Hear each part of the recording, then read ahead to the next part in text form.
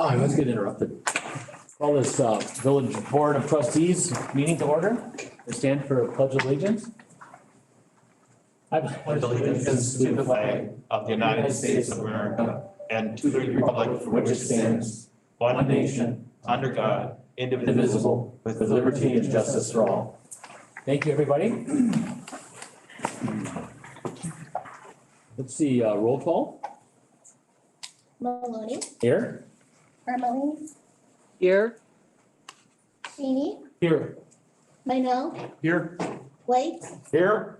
John, Here. Zagami. Thank you. This time is public comment. Anybody on Zoom or social or Teams or anything else? No? Okay, other than the two trustees. Anybody have anything to share for public comments? Third time, anything for public comments? Hearing none. Moving on to minutes from previous meetings. January 17th, Board of Trustees meeting. And Second. both or one? Both? I second both. Motion to approve by Zagami. Second, or sorry. Second by Lawrence White. got it. Anything more in discussion? Hearing none. All those in favor say aye. Aye. Opposed? So carried. Thank you. Reports minutes from boards, committees, and commissions.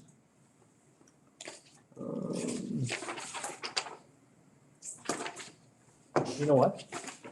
I don't have a colored one. This plan commission is one. Mine is blue. Okay. Oh, I see it. It's a little lighter. Okay, planning commission, 15. Move to acknowledge items 15 and 16. Thank you. Motion by Feeny, I'll second that. second by Manel. Any more on the discussion? Hearing none. All those in favor say aye. Aye. You sure? Okay. Ooh, very helpful.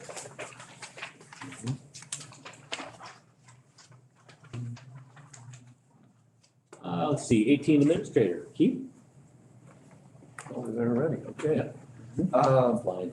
I have a packet and wanted to talk about a couple things related to the municipal facility.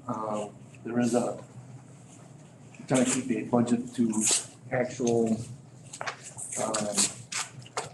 running costs, how we're running as we go through here monthly, but the project is still on schedule.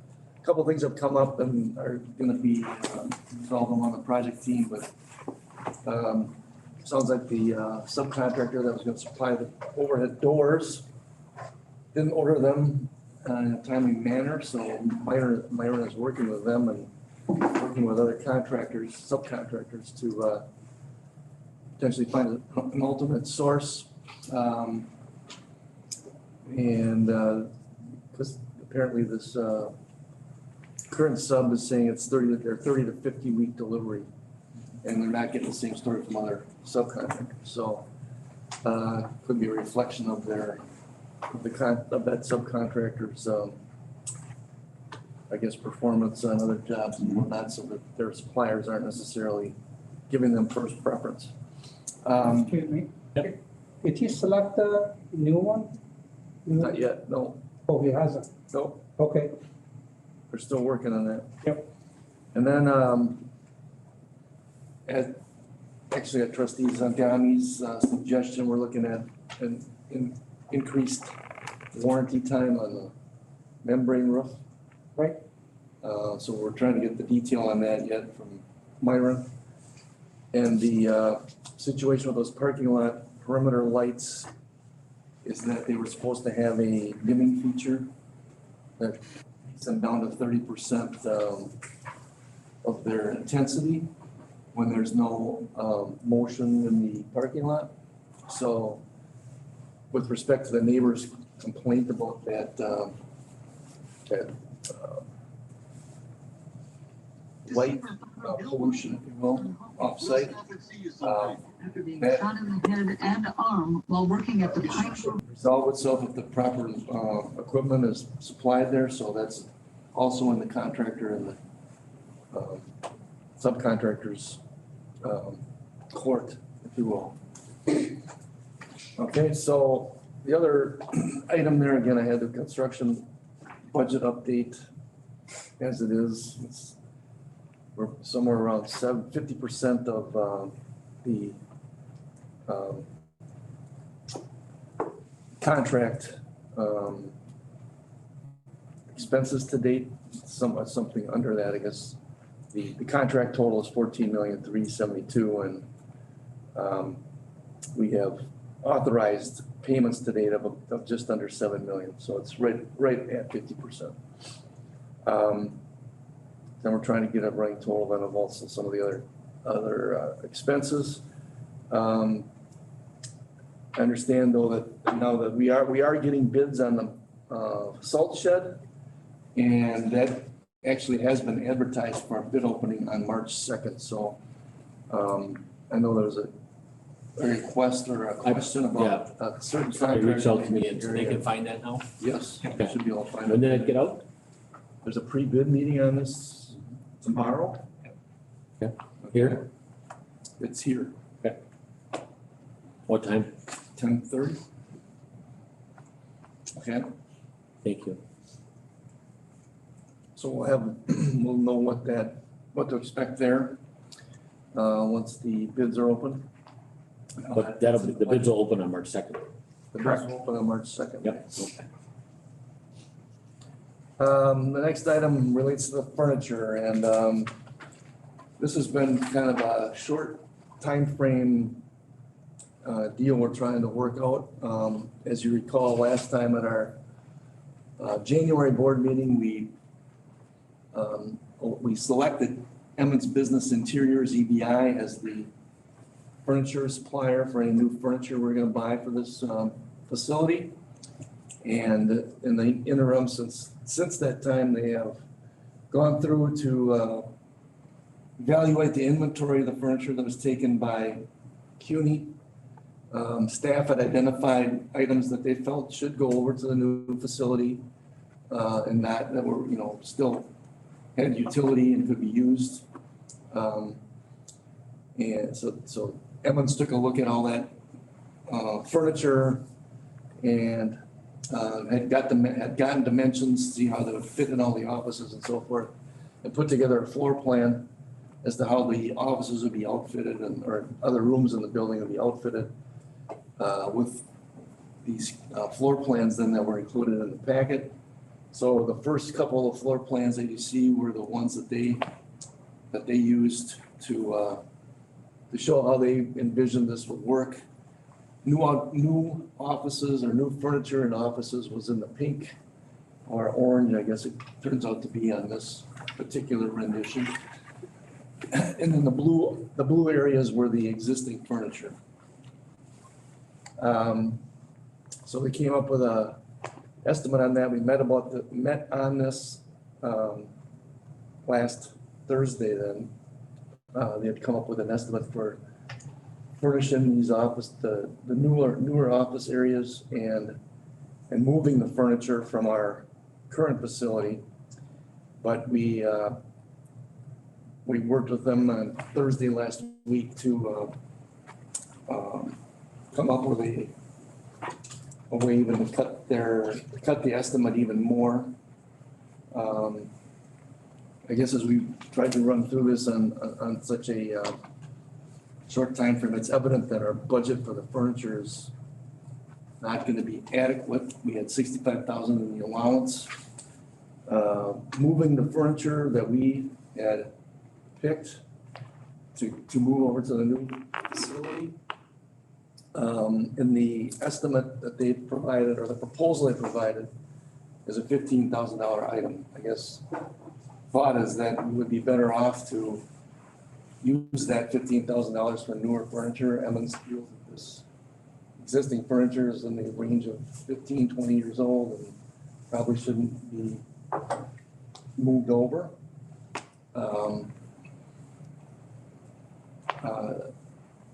I guess along with that, they're expecting a price increase from Han,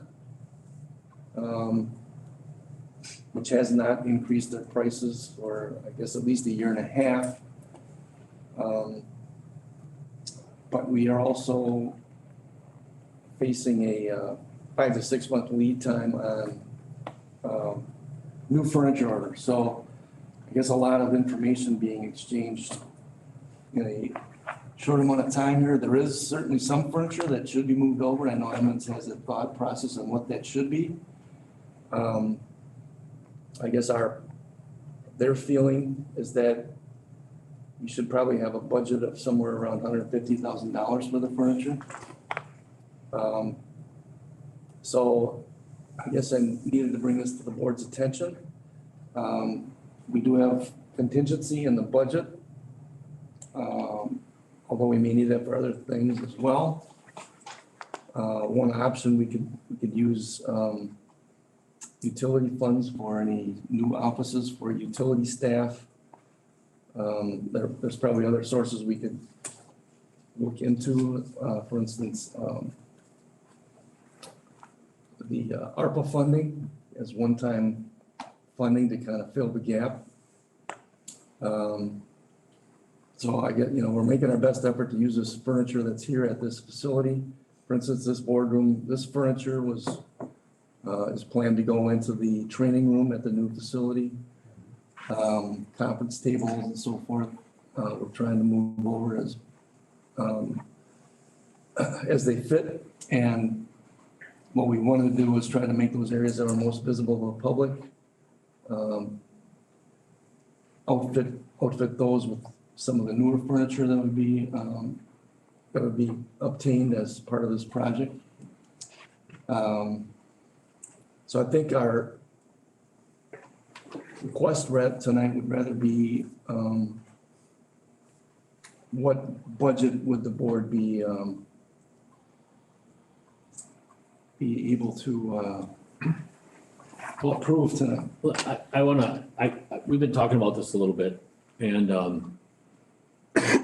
I know the vendor for an awful long time, and we kind of came to the conclusion, and I don't believe this is the first time this has happened, with the architect coming up with this number. I don't think there was an inventory done by them. I think 65,000 or whatever was just kind of grabbed and put into play. And it ain't the first time, because the time I remember is over at the safety building. There were some things missed. I remember walking around with Chief Schultz, and we walked into almost finished evidence room, and the outside wall, which is a pole building wall, was not slotted to be changed. And it obviously, a snippers or a very simple chainsaw and you're in. But everything else is heavily guarded with metal and cement and everything else. I mean, that's just one thing. But, I had several conversations with the chief, and I think Josh had a couple other instances. And now we're also have a dilemma right now that there are some things that just were overlooked and they weren't thought about. And I was trying to, some of the stuff I got out of this conversation with Keith and Emmons was every time they had to bring more, the furniture they felt that should not come over. And it's really not even saleable, other than that we're using it right now after some 20 years. Every time that happened, they had to then dive back in to grab more existing inventory because they kept exceeding that 65. I think they came in at what, 110, 120 or something like that? 122. Yeah, and that's not doing all the rooms. That's not, any vacant room is done. And like this is all the blue stuff that's kind of from all over the place, so. I got in the middle of this and I didn't even know how to help. And I just said, this is crazy if we're gonna do this now. And any new employer, any new spot, as we populate that office or that room, we would then buy furniture then. And, Buy over time, sure. so I don't know if somebody's got any questions or. There's not a need to furnish every office right off the Right, bat. nope, not at all. Lauren? Well, at the finance committee meeting, there was suggestions that there may be a surplus in the 2021 budget, correct? Yes, we have preliminary numbers we are showing the surplus. I realize it's really preliminary, but I have no problem with bringing everything over here. Even if it's 25, 30 years, if it's functional and it fills the need, I don't think we should abandon it. I mean, we don't need all brand new, but I think to put a nice face on it for the public as Mr. Donner suggested, at least everything that the public normally would see, may want to put a better face on it. The boardroom is definitely redone, but then the training room is done with most of this equipment here. So, and it's versatile, you can move it around. I think they went with a 30-inch depth, this is 24, and I kind of thought this is fine.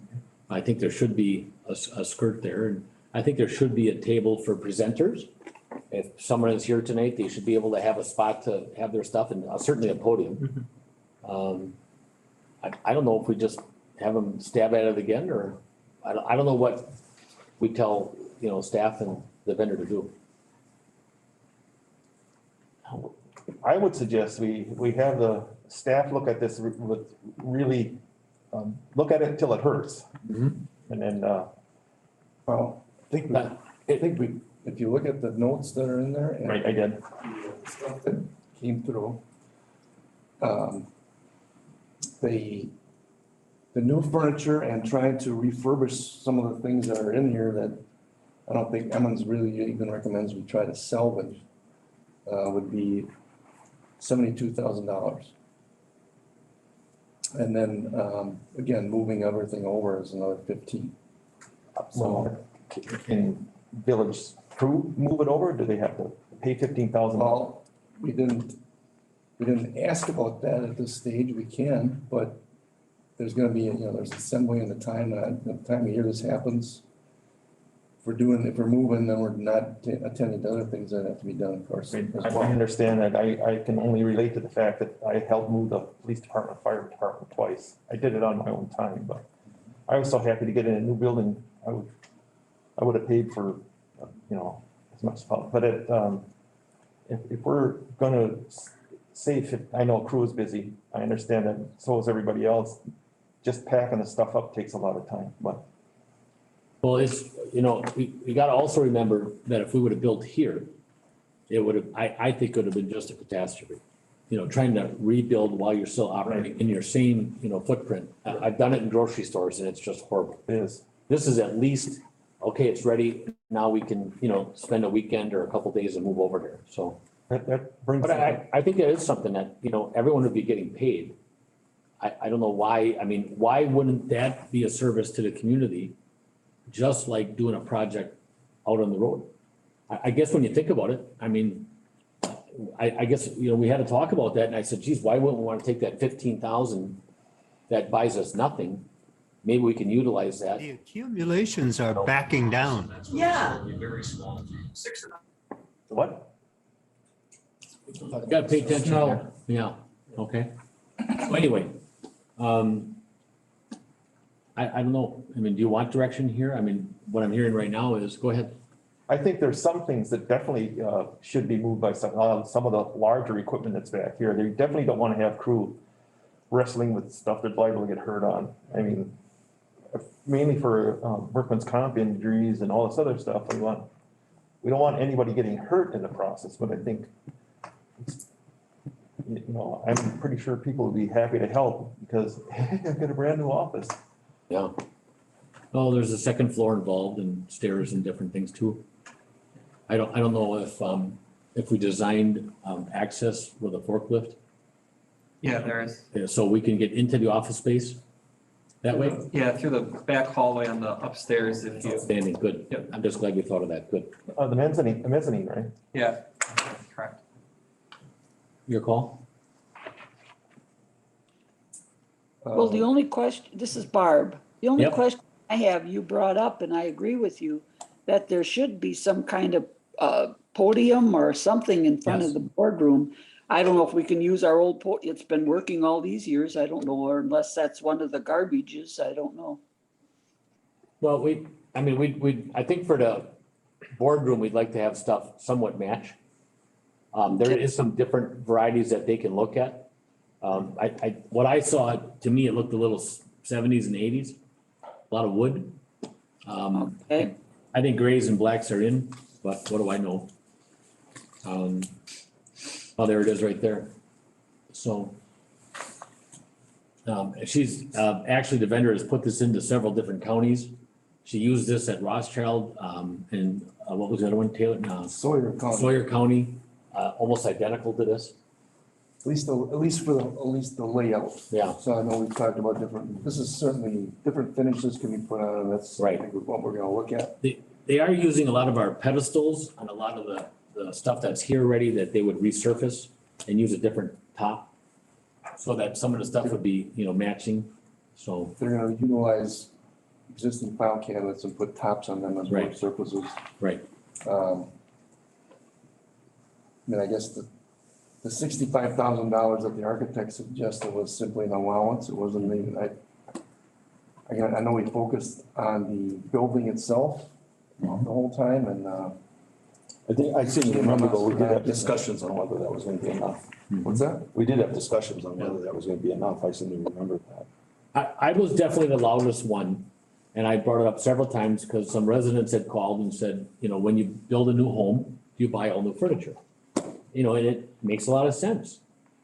But this is a little different. I mean, some of this stuff has been around here for a long time. If we can use it, we certainly can. But, Shirley had mhm, suggested that we look at the things that she would recommend we take over. mhm.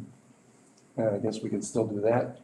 Well, I think the sense of urgency is also the 5 or 6 month window to get it here. I think we're still in that window, but she's also trying to not get into any kind of a price increase. Because I don't know what kind of contract we're gonna sign, but we may have to sign a contract that says if they have a price increase before it gets here, we're liable for it. I mean, there's a lot of things that are happening that way, so. My question on this layout you got on the screen now, there's a table and chairs. I thought we were trying to avoid that. That would Right be, there. I asked the same question, and that would be for, people that might need a space, to present. And they wouldn't have to have stuff on the floor. And that's also something that could be put up or taken down very quickly. So if we have some people that are presenting, they could use a tabletop instead of try to hold it all in their hands in their chair. It also shows a lot of seating. We could Yeah. certainly, on a normal night, we could certainly back those first 2 or 3 rows. Yeah. My suggestion also would be to have 2 more side tables. I mean, 1 more table on each side. So there'd be 6 available spots on each side. We do have quite a few joint meetings. And that could be 14, people easily. And then you have staff, also there. Yeah, because like I said, I was looking at that and I thought we were trying to avoid closing off, Yep. so it would be Yep. almost smaller, one Yep. table or something. I don't know. It has to be open, to the residents, to the taxpayer, to the owners. I agree. Okay. It sounds like it's back on you. Well, if we go back to the original look, it was 122, and it's 15,000 to move it. We'd be not near $100,000 for the furniture.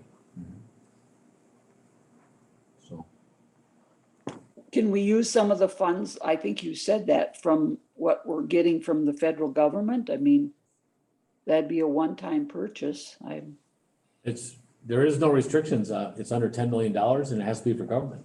Is that pretty clear? Yep. Yeah. Yep. I under mean, 10 not that we million. need to go hog wild with everything. If we Right, can make right. cut, but if we can't, at least we're not increasing the debt on this Right. building. Right. Right. Well, Han Furniture is not hog wild. Han Furniture is assembled here in the States. The raw materials are, from wherever they can get them. But Yeah. it is one that is using, labor in the United States. But the raw materials can be from anywhere, wherever they can get it, wherever they can source it right now. It's probably also one of the more stable companies you can order from to get a good time. I mean, 5 months, 6 months, that's a long time. Yeah. I see there's a presentation type podium up in this picture here. Yep. Where would that fit in? Well, I mean, we'd have to just readjust those portable tables, those white tables. Okay, If we had people presenting, like tonight, we have our black one right dead center. We would certainly have that up and And I think it's movable. Could be over in the corner, it could be, you Right. could put it in the middle and put tables Right. on your side, like you see at a lot of places.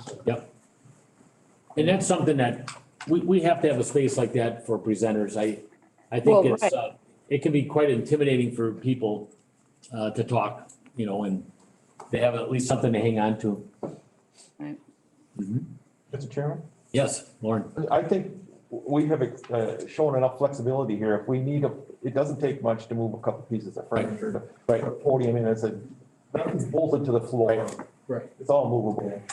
That was the big thing that my suggestion for this room was to not have an elevated space, to have it a very flexing type, so that it can be moved for anything. And, you know, once you elevate, you know, the board or elevate something, all of a sudden, we're with everybody else. And that's how it should be. Plus, it's a trip hazard. Yep, right. Trip hazard, you bet. So, no, I think this is the right thing. When you look at the bird's eye view up there in the top, the more of that, yeah, that makes a little bit more sense. If you extend, those two, you know, one more table, I don't know what we're gonna do with how close that all is, and, these are all separate, so you can certainly space out, the desks a little bit more. You could go a little bit wider, you know, for the village board. It'll be a work in product. I mean, we can change it as we go, you know. It's not one continuous. She does have something that's more like this, that it's more continuous, wraps around. I think Rothschild has that. Right. I think she's gonna bring that back and show you guys, so. Well, if you want to see a final proposal, I guess, I don't know that she wants to wait a month, we might have to have a special meeting to go through it then. Yeah. Or if you would say, okay, we wanna work within a budget of 120,000, then that gives a little bit better direction on what can or can't be done. I mean. I don't think What's we that? can wait and postpone, or we're gonna be without furniture when we wanna move in. Yeah. Well, we have a possible ETA of, you know, November, December. We'll see how it goes. But to get, I mean, does somebody have a The suggestion? move-in is supposed to happen in October. Okay. Oh, October, okay. I don't know if we can actually take official action, but I think the suggestion about using ARPA funds is not a bad idea at all. Okay. I mean, do we want to set a ceiling, no higher than? Like trustee White said, I don't think we can take formal action because this isn't an Okay. actionable item. But if we're doing a straw poll, then I think 120,000 is fine as a ceiling. But anything more than that, I'd get real suspicious real quick. That still uses quite a bit. Right now, we're at about a 65-70% reuse, not by design, Yeah. but to try to keep that budget where it is. Every time it kept going over, they kept pulling more stuff from, and they didn't want to. Consensus is recommended. I don't normally defend a vendor like this, but I have, been through a lot of stuff with this one. And, Yeah, I would have to say, there's not many vendors I would say this for, but I believe we have the right vendor working for us. I truly do. yeah, I believe it also that there's been times when, you know, they've gone out of their way trying to, you know, keep things in line. Yeah, it's no different in this case, they're really, We tried, detail. we tried to dovetail this with any other project that's out there. I used to get a lot of grace, and every time Wasatile was buying something, you know, she would call and, you know, now's the time to buy with their quantities. But apparently where we are, we're in the max of what the Han is offering. I think it's, you know, in their world, it's a 50% off, but, you know, 50% of, you know, who knows? But anyway, do we have a motion? We can't. Correctamundo, we don't. Good. Well, then you know what to play with a little bit, and if you want to do a straw poll and do something on a Zoom or get 4 people here, that's what you do. Okay. Okay? Move up item 4. Yep, I am gonna. So I just wanted to finish with 18, the administrator. I want to, if the board so chooses, I would suggest that we move 44 under new business. A Class B and liquor reserve liquor license for M&J Higuera Companies LLC, DBA Oso Buco, 2106 Schofield Avenue. Do we have Mr. Higuera here? Okay. I apologize if I'm not pronouncing it right. That's fine. Mr. Chairman, I move that we move item 44 up next. Second. Okay.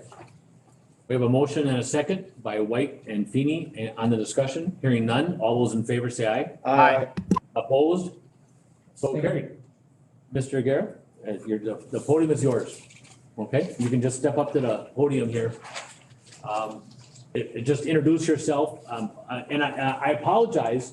I got a note here that says you just wanted to introduce yourself. Yeah. Okay. Bring the, Otherwise, we can take action first if you want to talk afterwards, so. But I kind of thought you wanted to, yeah, no, whatever works for you. Yeah, yep. The only person I know is Yep. Hushang. and my apologies, but no, I'm just teasing, of course. I've known him for a long time and he's a great gentleman. Just state your name and your address for the record. Sure, my name is Marco Higuera, Okay, and the business address is 2106 Schofield Avenue, Suite 10. okay, And it's the space where Basil was located at. I purchased the business from her and worked lease takeover from Sam.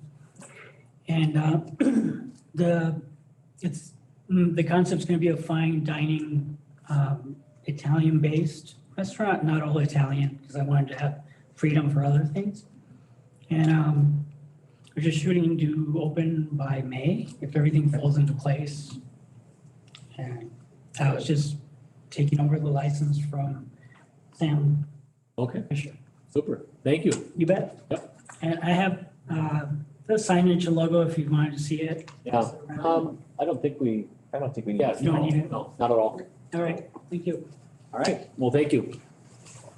Let's see, what's your pleasure?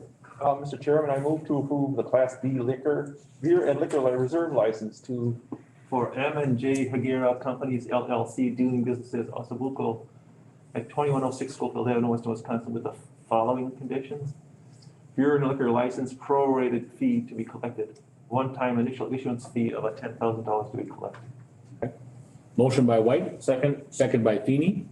Anything else on the discussion? Hearing none, all those in favor say aye. Aye. Opposed? Stay. All unanimous except for Husheng. On the last He's two. sustained. Excuse me? On the last two. Yep, last two, yep. Okay. Thank you very much. We just didn't want you to sit here for a couple hours and get to this point, so thanks for introducing yourself. Welcome to Weston. Let's see, back to 19, I believe, correct? Clerk. So the report is attached. Any questions? I do. Yep, go ahead. In the report, they said they're gonna have training for the poll taker, the people are gonna take care of the polling area. And my question from Sherry was, I see she's not here tonight, but maybe some. Sherry's online. She's on She's Zoom. online? I should be able to answer your question. Okay, great. If somebody come here, say, from Hmong community come here, they wants to vote, they can speak English, they can read English, how do we take care of what's gonna happen? Are you asking when someone comes to vote absentee or maybe at the polling Both of them. place? Both of Either way. Either way. Yeah.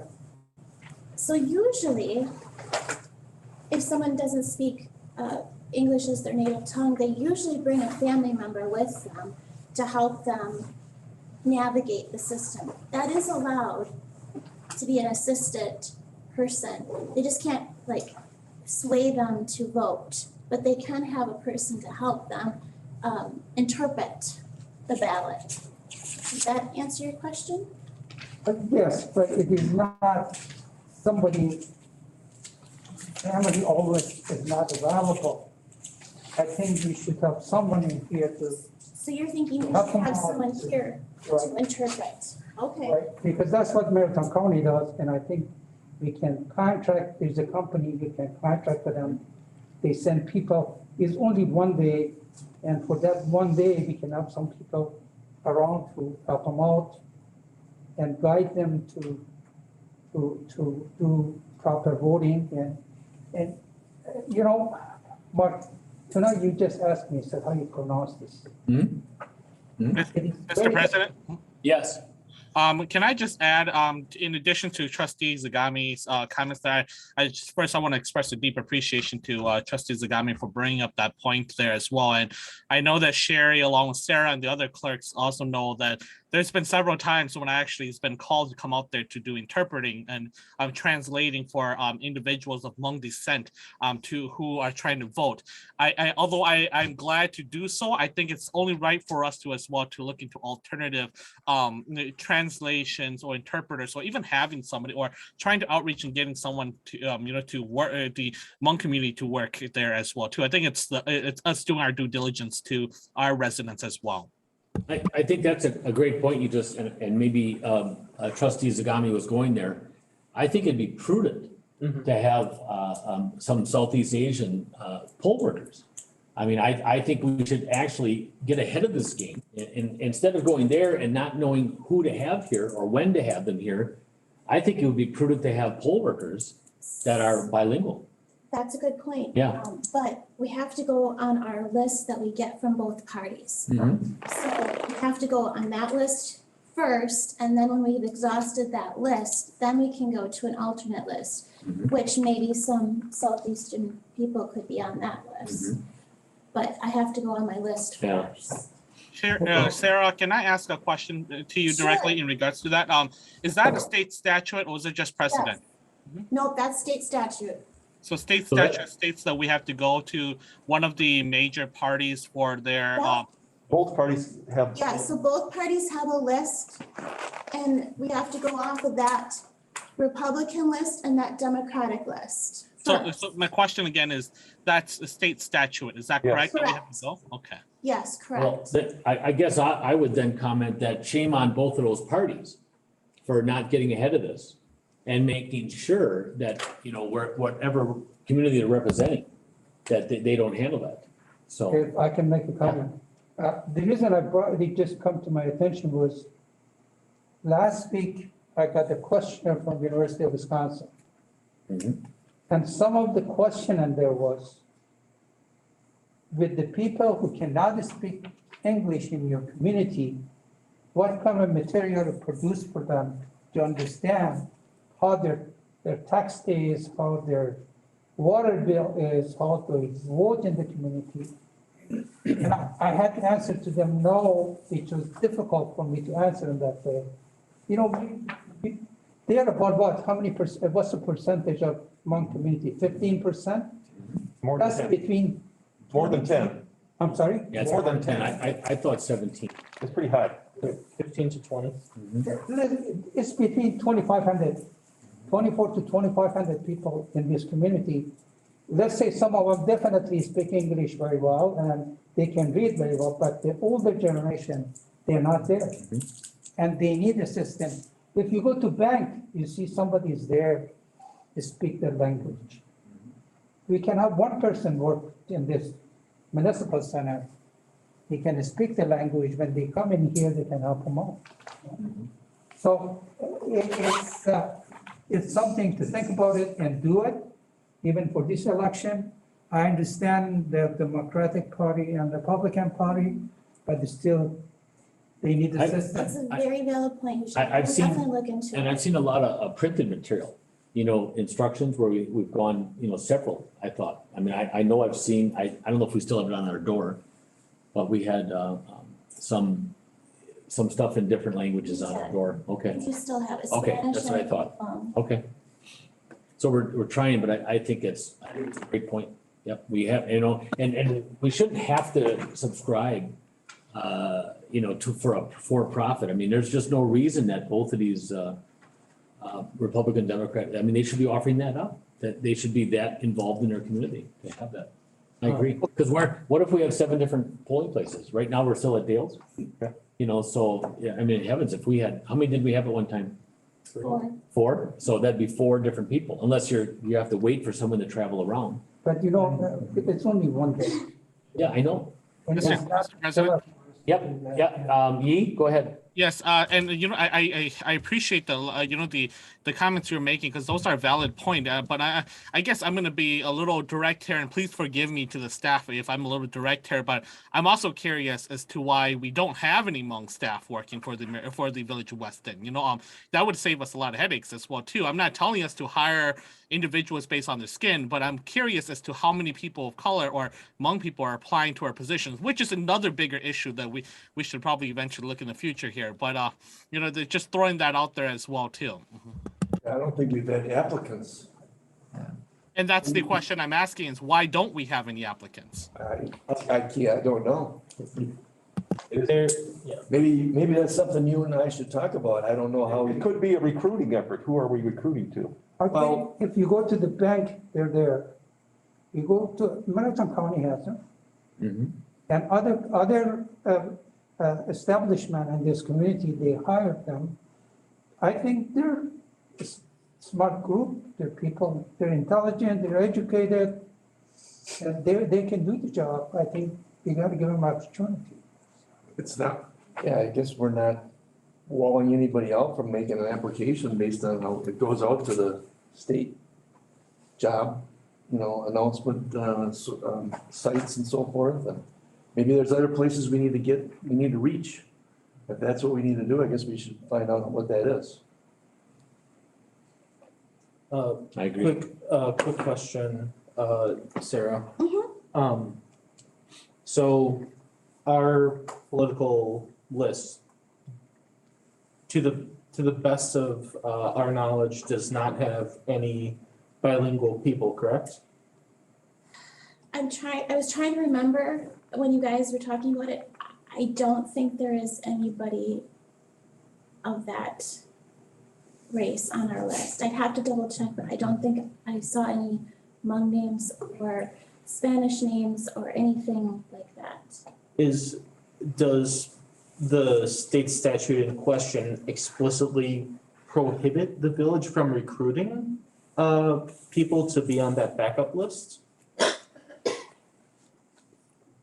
I would dare anyone to challenge any municipality that has a poll worker there, not only to do the activity and to do the service, but to also help with translation. I would dare anyone. I actually don't care what the law says.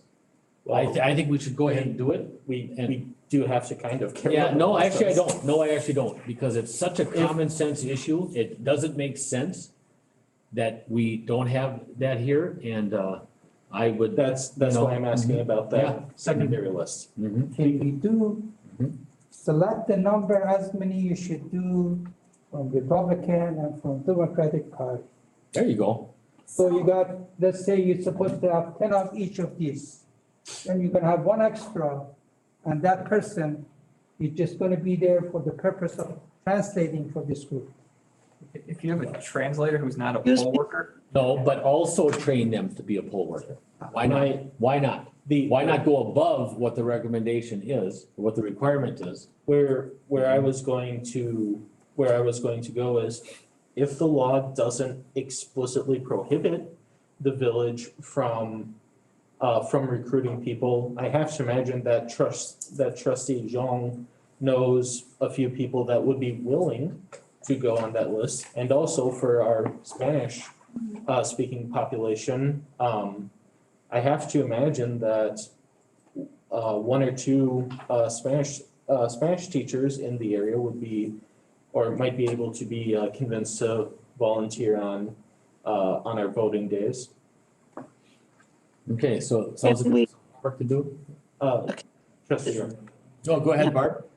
Yeah, I guess as I'm listening here, can't we have not poll workers, but assistants? Poll workers? I mean, I know when we used to recruit kids from high school. I mean, I know the laws have changed, but we used to recruit people when we had like big presidential or whatever elections. Why can't we have an interpreter from, I would say, both nationalities, Hmong and Mexican, because we have a large Mexican population. And have them as just an assistance or helpers or whatever. We could pay them, but they wouldn't be poll workers per se. You know, could, Well, it sounds like more of a, we can't do anything here, so it sounds like some homework we gotta do, and I think we I should do definitely it. need to look into Yep. it and Okay. see if, like Barb said, a greeter, I don't know if that's technically considered a poll worker and if they have to have a affiliation. It does say here that you can have greeters, you can also have a polling place helper. Yeah. If you go through the, Wisconsin Election Commission's website here. I think he has a good point that there might be some people that can fit into one of these categories, but I think she's gonna have to go and do a little research on what's not. And you know, you could train them like a poll worker so they know what they're talking about, but they don't I have think to be a poll worker.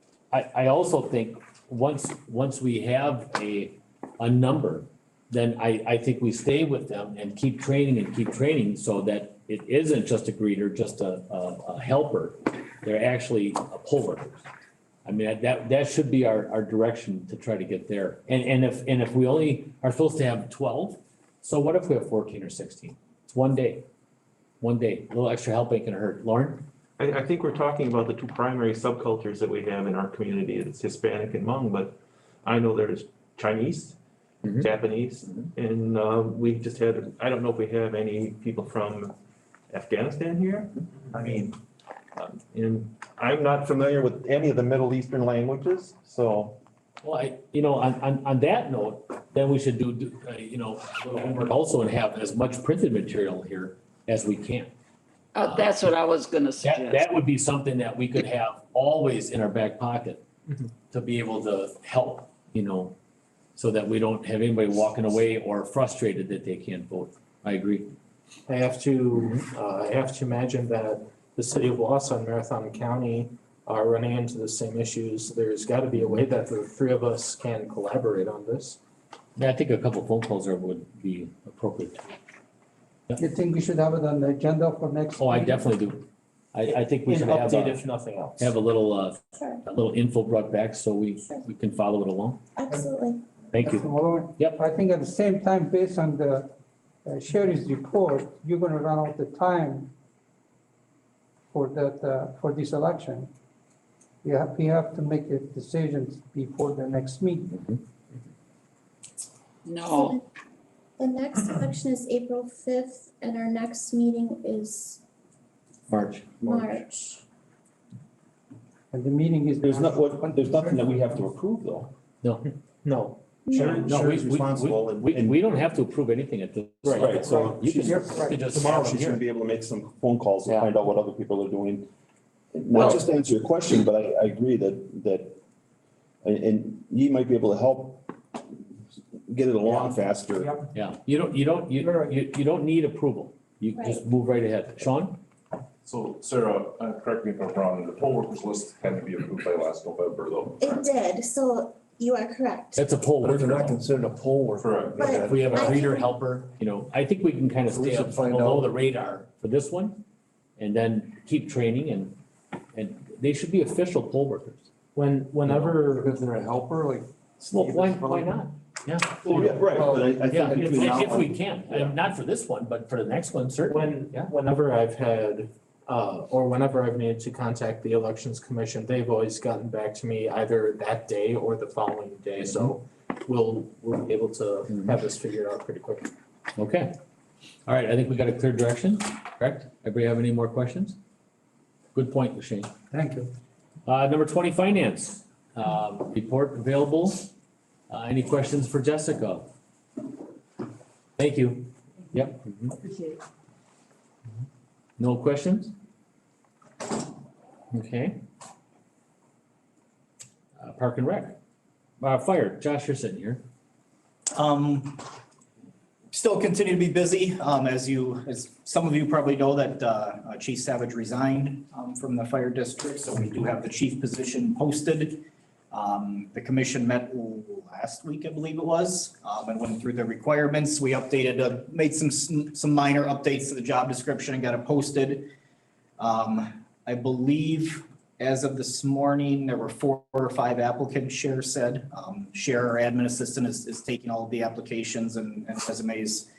And then the fire commission will review them on the 7th of March, and then interviews are the 16th and possibly the 17th, depending on the number of applicants we have. So that's moving forward. Do you have a question? Yes. Yeah, go ahead. What's the requirement for the chief? So there's a few requirements. Obviously, fire certifications, Fire 1, Fire 2, Fire Officer, which are state certifications. Associate's degree with a bachelor's degree is highly preferred. Fire science? It just says public administration. Okay. And then EMT with paramedic being preferred. Thank you. And then the board tomorrow night will be setting the wage scale for that position also. And we did do a wage study, which was sent out to the board today, I believe, for surrounding departments for that position. The only other thing, and I'm probably out ahead of myself here a little bit, but I did want to mention,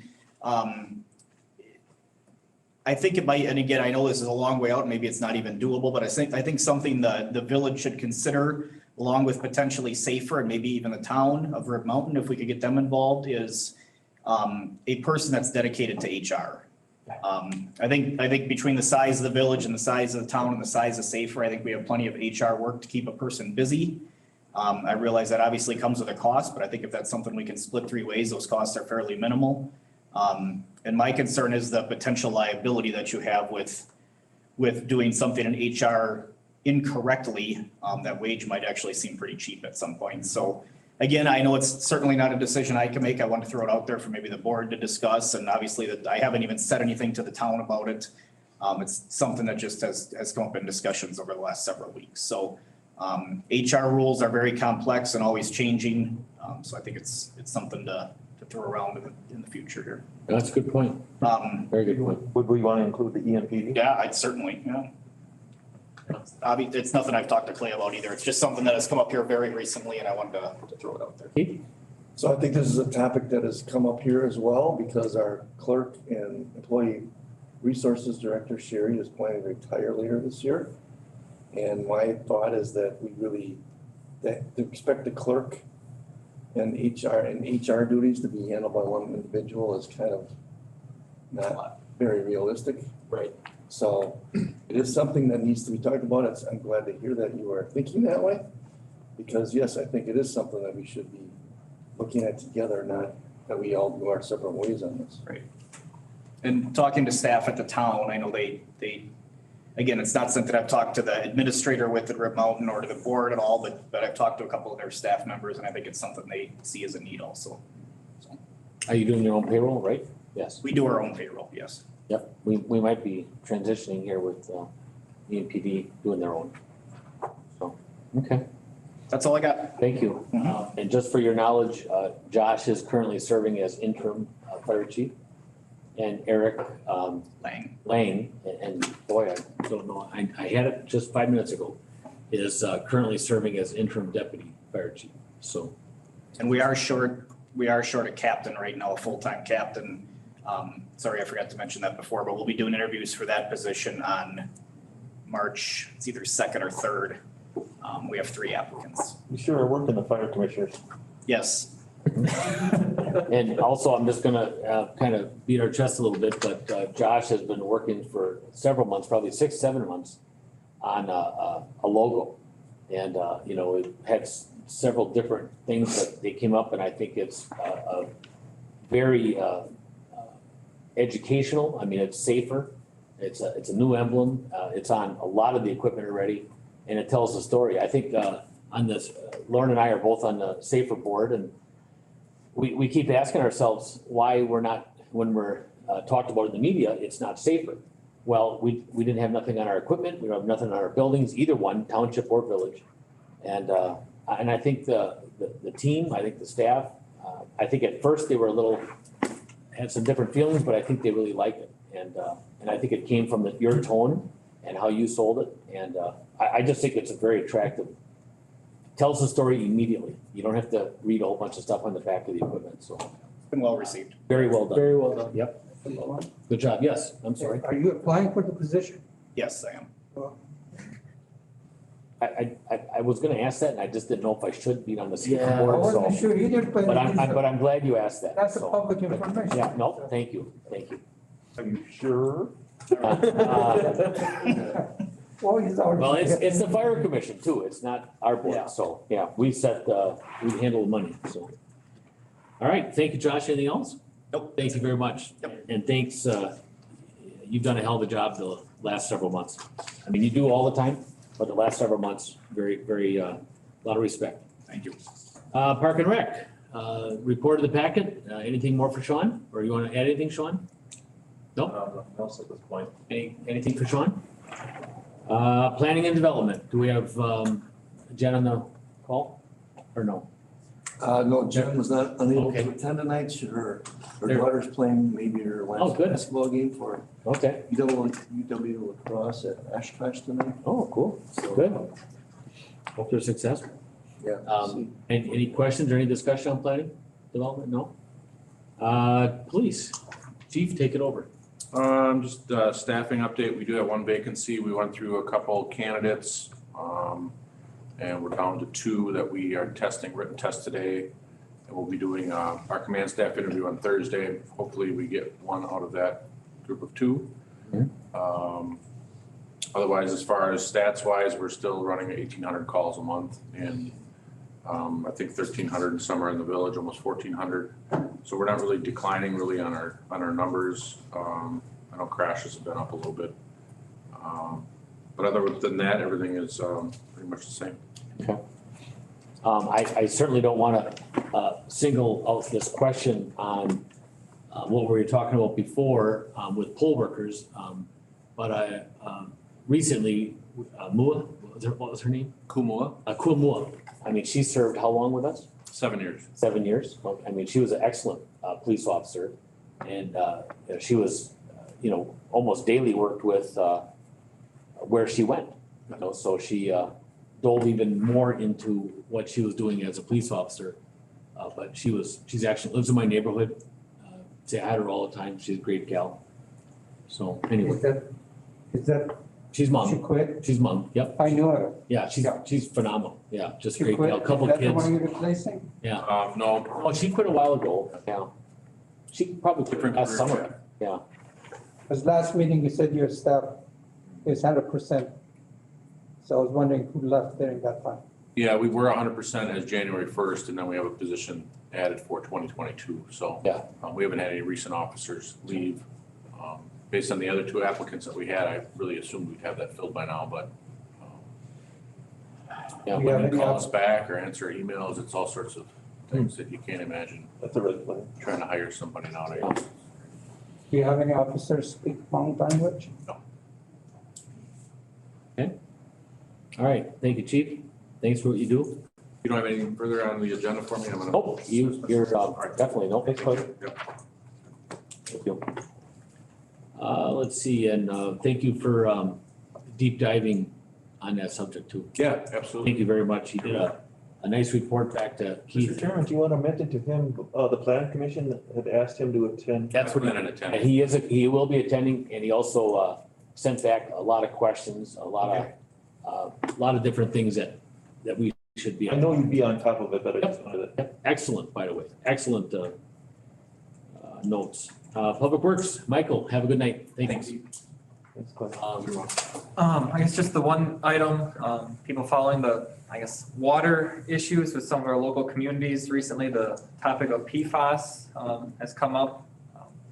We do have, information as far as what our wells have tested for in the past on our website.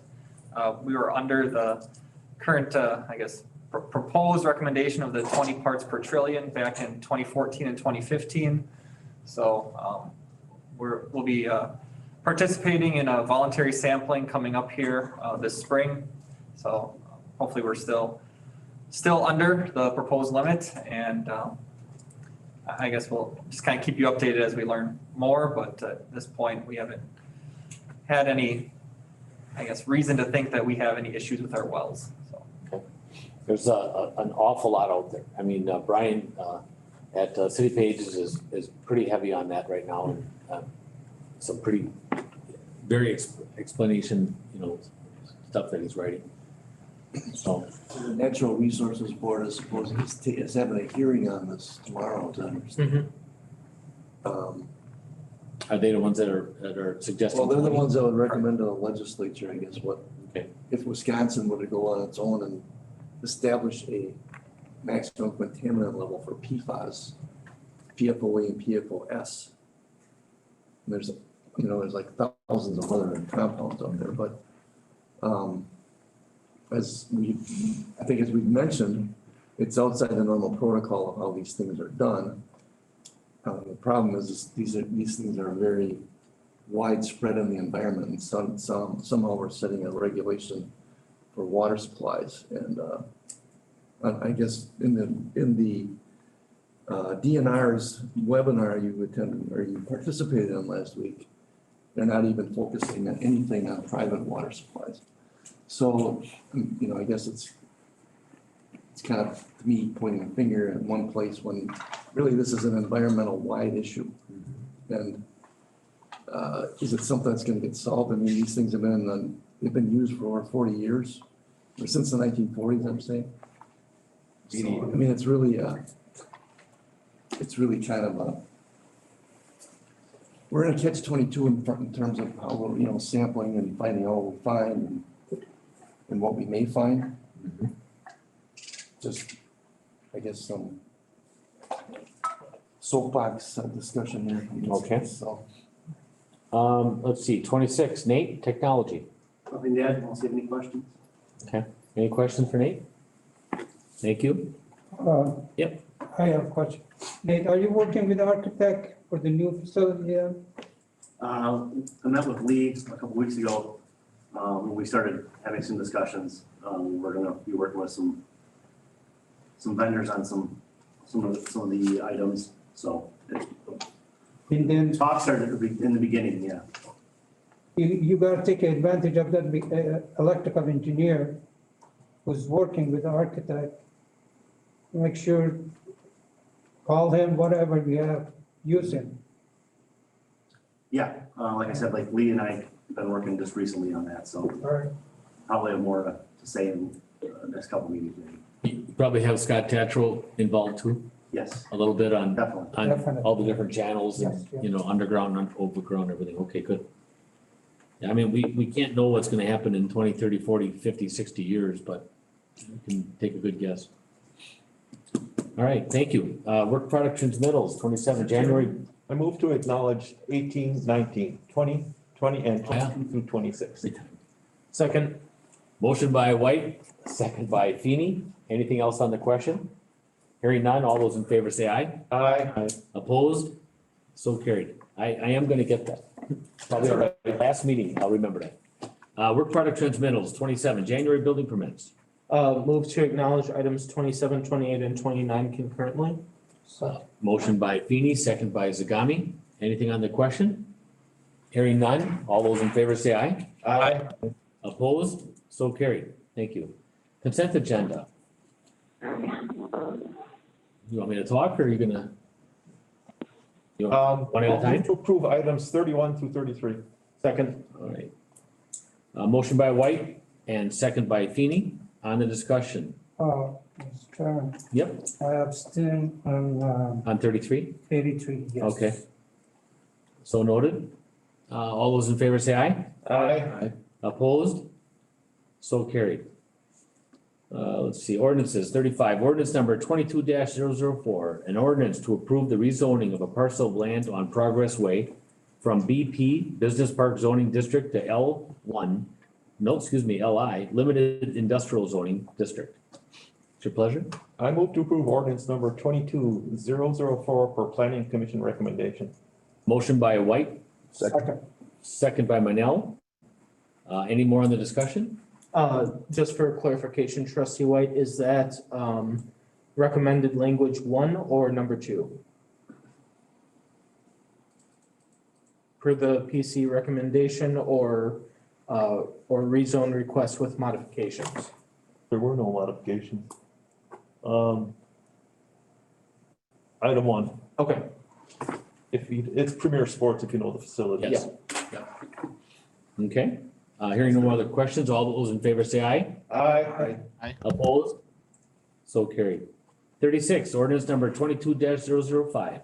An ordinance to approve the rezoning of a parcel of land from B2 Highway Business to BD Planned Development District on 4 parcels known as 7808 Franciscan Way, 7702 Stone Ridge Drive, and lots 5 and 7 of Cross Point Corporate Park. PIN numbers 192-2808-291-0029, 192-2808-291-005, and 192-2808-291-006, and last one, 192-2808-291-007, Village of Weston, Marathon County, Wisconsin. A huge inhale and exhale. Go ahead, take it, have at it. Well, was there 2 languages in this one? Yeah. Okay. I move to approve, ordinance number 22-005 for planning commission recommendation, the first one. Okay, Second. moved by White, second by Feeny on the question. Hearing none, all those in favor say aye. Aye. Opposed? So carried. Number 37, ordinance number 22-006, an ordinance adopting the 2022 official zoning map and official extraterritorial zoning map. Extraterritorial. Correct, of the Village of Weston. I move to approve ordinance number 22-006 based on recommendation of the planning commission. Moved by Zagami, second by Manel on the question. Hearing none, all those in favor say aye. Aye. Opposed? So carried. Resolutions. Number 38, resolution number 2022-003, Great Pinery Heritage Waterway. Move to approve resolution 2022-003. Motion by Feeny, Second. second by Zagami on the discussion. Hearing none, all those in favor say aye. Aye. Opposed? So carried. Excuse me, is trustee Ermeling voting also? I haven't heard her in a while. Or Zong, are either, Yi and Barb, are you both there? I'm Yeah. voting, but I every time I vote, it was a little late here, so. Yeah, there's a little lull. Yep, I know. And Yeah. if I'm going too quick, I'll pause and then jump in, okay? Okay. Thank you. You are getting those, though, correct? Okay, all right. Number 39, resolution number 2022-004, a resolution to amend the village fee schedule. Motion to approve. Motion by Ermeling, second by Feeny on the discussion. Hearing none, all those in favor say aye. Aye. Yi? Oh, did it not go through? Aye. Aye, there you go. Opposed? So carried. Number 40, resolution number 2022-XX, Oh, What is it? 006. 006. You do have an out-of-date one. Resolution number 2022-006, given to me by the clerk. Relocation order for Weston Ridge 2 and Trotzer Lane. Move to approve. Move to approve by Feeny, Second. second by Ermeling. On the discussion. Hearing none, all those in favor say aye. Aye. Opposed? So carried. Point of order, Mr. President. Maybe it'll, if you think so, maybe it'll be easier to do by roll call vote so that we don't leave, our other trustees in limbo. Asking, that's your judgment. Yep, that's, I'm fine. That's fine, if you want to do that. How many more we got here? That's fine, let's do that. Barb and Yi, trustee Feeny has requested roll call votes just to make sure we capture your vote. Is that okay? No objections. No Thank you. objection. Thank you. All right, unfinished business, 41, update on American Rescue Plan, ARPA funds. Jessica? I guess this is the placeholder. Is there any ideas or discussions to people have thoughts last month that they want to share and we can keep notes on? Don? So I actually glanced and skimmed through that, and it's pretty broadly stated. It's like almost anything you can think of is included. Yes. Yeah. So we were sweating bullets trying to figure out how to spend this money, and all of a sudden, it just makes you wonder what changed their mind. Probably not enough people to answer all the questions and to dive into it. They're having enough problems with where this money is going that I would bet that would be it. Okay, thank you. All right, thank you, Jessica. 42, modification to section 10.03, parent 6, employee cell phone stipend reimbursement. So this comes back after our discussion at the last meeting, and since that time, I was able to get some background from other communities, also spoke with Attorney Edie about the pros and cons, or some of the legal issues that come into play. I included a copy of his letter that outlined the issues, also a list of the policies of these neighboring communities, which included Marshfield, Rim Mountain, Rothschild, Moseley, Fast. the county, Clover, ourselves, Rhinelander, and Cronenweiler.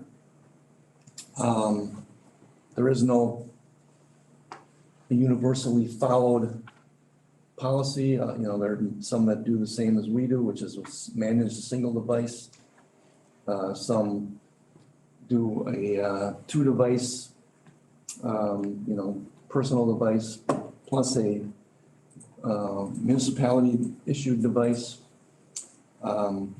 As Attorney Edie's pointed out, regardless of which one you use, they're still going to be subject to open records requests, depending on the particular issue, and if people don't follow the policy, which I guess Trustee Mallett shared some information relative to the situation with the Marshfield mayor.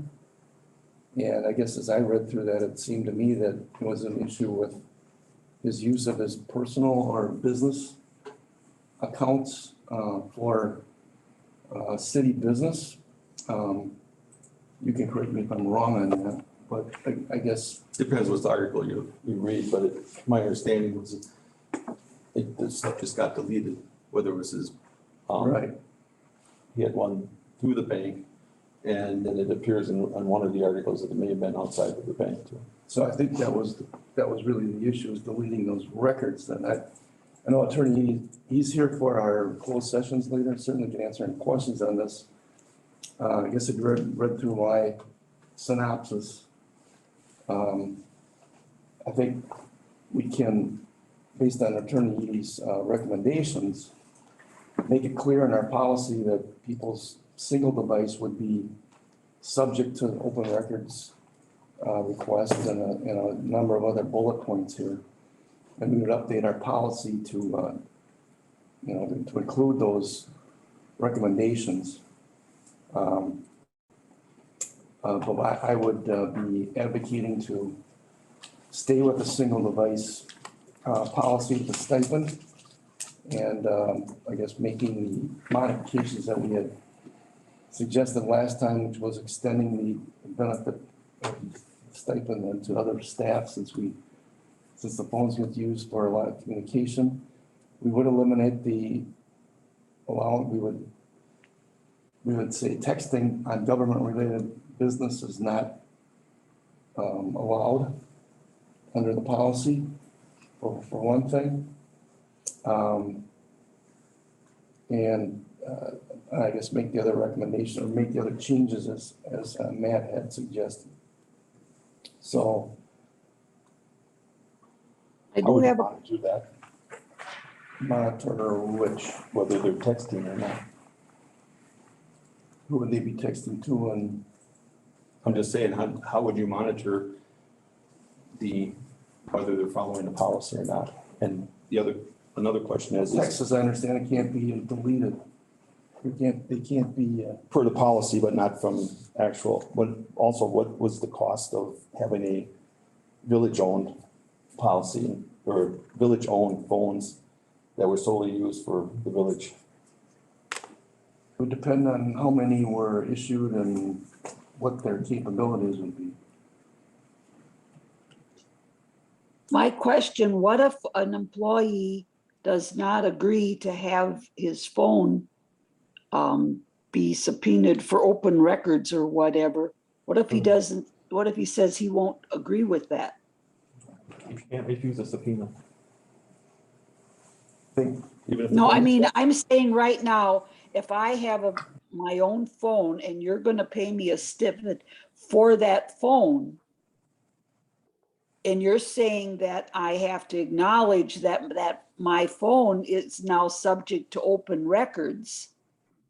If I said, no, I won't do that, No stipend. do you give them a village phone? I guess that'd be our choice, whether we would give them or issue them a village phone or simply say, we won't issue or won't provide the stipend. So will that be ahead of it? Will that be something that everyone has to sign? Yeah. Allowing that? Oh, okay, not after the fact. So before. Correct. Okay. That's what I was concerned. What if they say, no, I don't want to do that? Well, I think it's important for all of the employees and all of the officials to know that if you conduct government business on your home computer, your personal phone, whatever device you choose, you probably are creating a public record. So it doesn't matter whether it's a government-owned device or a personal device.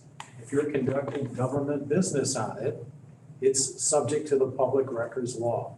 So whether somebody produces it or not, that's another question. You could have a former employee or a former official that doesn't want to turn over their phone. And then you'd have to go to court essentially, or they could be found in violation of the public records law by refusing to turn it over. But there would need to be some court intervention to be able to access the device. But you're gonna run into problems no matter what, even if you give somebody a government issued phone and they're doing personal things on it, when their employment ends, you can bet they're gonna take it to somebody to have it cleaned. So, so I think that the policies that you have in place are the most important part of this. Whether you decide to buy phones and give them to your employees or have your employees receive a stipend, I think that having strong policies is the most important thing. You want to prevent liability. You don't want people using their phone when they're driving. And so we want to make sure our policy is clear on that, and it already is, I believe. And then confidentiality is important because even though we're a governmental entity and we want to be transparent, there are those times where conversations need to be confidential because you're talking about somebody's confidential information. It could be attorney-client, it could be whatever. So you want to make sure you have control such that the device is one that will provide that. The reason for that no texting policy is because that is something that, based on my understanding, as lawyers, we are told that we cannot text, private communications with our clients because you can't protect that from outside parties hacking that, apparently, like you can through your server with emails. So that's my background with text, is because every time I go to any kind of continuing education ethics course, they tell you that you do not communicate with your client, via text, because those are not confidential. Maybe a yes or a no or things that aren't confidential you can text, but I think the better policy is just to not text at all when it comes to communication. So you have a record, you use the software that I believe you have purchased for this reason, and just, train. So just to be clear, I'm sorry, That's right. okay, So go ahead. if we're going to go down the path of furnishing employees with their own cell phone, I definitely would be opposed to a smartphone. I mean, Yeah. here's a $20 phone. Of course, it's not gonna work in another couple of days because it's 3G, and they're dropping the 3G service, but here's the other one. This is a 4G, $20. Works, you can communicate. I mean, as far as I know, it's to communicate with people, not necessarily for web browsing and all this other stuff that you have available on a smartphone. It's pretty economical. These are track phones, by the way. Okay, The only question that, or the only departments that I could think would actually need a smartphone would be Public Works, Fire and EMS. And I see Director Crow with his hand up, but the more that we hear about this, the less enthusiastic I am about having a stipend. Just the legal issues alone and how the political culture is getting, it's a lot less trust and a lot more malicious. Director Crow had his hand up. Nate? I was just gonna add that we recently implemented multi-factor authentication for all employee staff that logs onto a village computer. And they use an authenticator app on their phone to put a code in order to log onto the computer. So that's an app on a smartphone that's needed. We also have some GIS apps that are used in the field by certain users. And we also are pretty active with Microsoft Teams and Utility. It's another app they use for communication. To piggyback on the texting, that was one thing we talked about was obviously the email is all held on village servers, cloud server access. Microsoft Teams is a chatting application, also video calling. But we can manage those text messages. We would push people away from text message to use Teams to chat. And we have all those records then that are backed up on our servers. So that was some of the discussions we've had in the background. So. But the text messages can be eliminated off the phone, such as, I mean, you have different plans that you can participate in. So if the text messages were eliminated on a village-owned plan, you wouldn't have to worry about it then, would you not? It would either be phone calls, or what you're saying is Microsoft Teams, right? I guess I'm not following. Well, no, I'm just saying, my concern is about the text messages on using village, doing village business with that. Right. Whether it's communicating, with a customer that's doing business with us or a developer or whatever. I'm just saying that that's where my concern is, that information is not available. And by having a village-owned plan, at least you can manage knowing what your requirements are for that. And that's where I'm coming from instead of on it, looking at this as a stipend. Sure. I'm not. Not everybody's gonna need to have the same phone either. The discussions we had with Attorney Edie, I think the thought process was that the policy would be that if you need to chat or send a message to a coworker, or if it's amongst trustees, that it would be through Microsoft Teams chatting, which we have records of backup of. And if you didn't do so, then you'd be breaking policy. That's in the employee handbook or any of those things, which would have other. And that would be the case for a village-owned phone or a smartphone, or an employee-owned phone, or a trustee-owned phone. But you're talking about a phone supplied to them that doesn't even have the texting ability. Well, it doesn't have the same texting that you would have on a current smartphone. I mean, but my understanding is that there's the different providers provide different services, and there's some providers go out 6 months, some go 3 months. I remember having discussions at our IT, even the receipt and sending of the emails, at what point does it get thumbed down, to be retained forever, and when does it not? And there's different plans out there and different strategy for doing things a certain way. I just don't know why we would want this risk and have to worry about that. That's just my personal feeling on it. Go ahead. Hey. I think what we were trying to, when we were discussing this, I think what we came to the realization was it doesn't matter. Like, that employee or official could still use their own personal phone to text, and that's still an open record. Like, we can't stop the person from maybe using their personal phone to still text somebody about village business. We won't know that. So, just to make it clear, Matt, Mr. Eby, Attorney Eby, for someone to just use me as an example, they wanna text me or talk to me, and I'm not gonna send this to you on your village email, because I don't want it to be accessible. But by doing that on any one of my other emails, it now just created official business. Yep. Right? Okay, so that's done. So I've probably done that with everybody in this room. And the texting thing, I just wanna make sure I understand this. So texting, so when I text Michael about a project or anybody else in this room, that is illegal. Not illegal, but it's wrong. It's just a public record. Well, Okay. yeah, I mean, it's not wrong, and it's just if it's more difficult to keep that communication confidential, and maybe that's not important for Right. that communication. But then number two is, how do you preserve that as a public record? You don't have a software set up, as I understand it, to really do that. And so when that text message is deleted, then it's gone.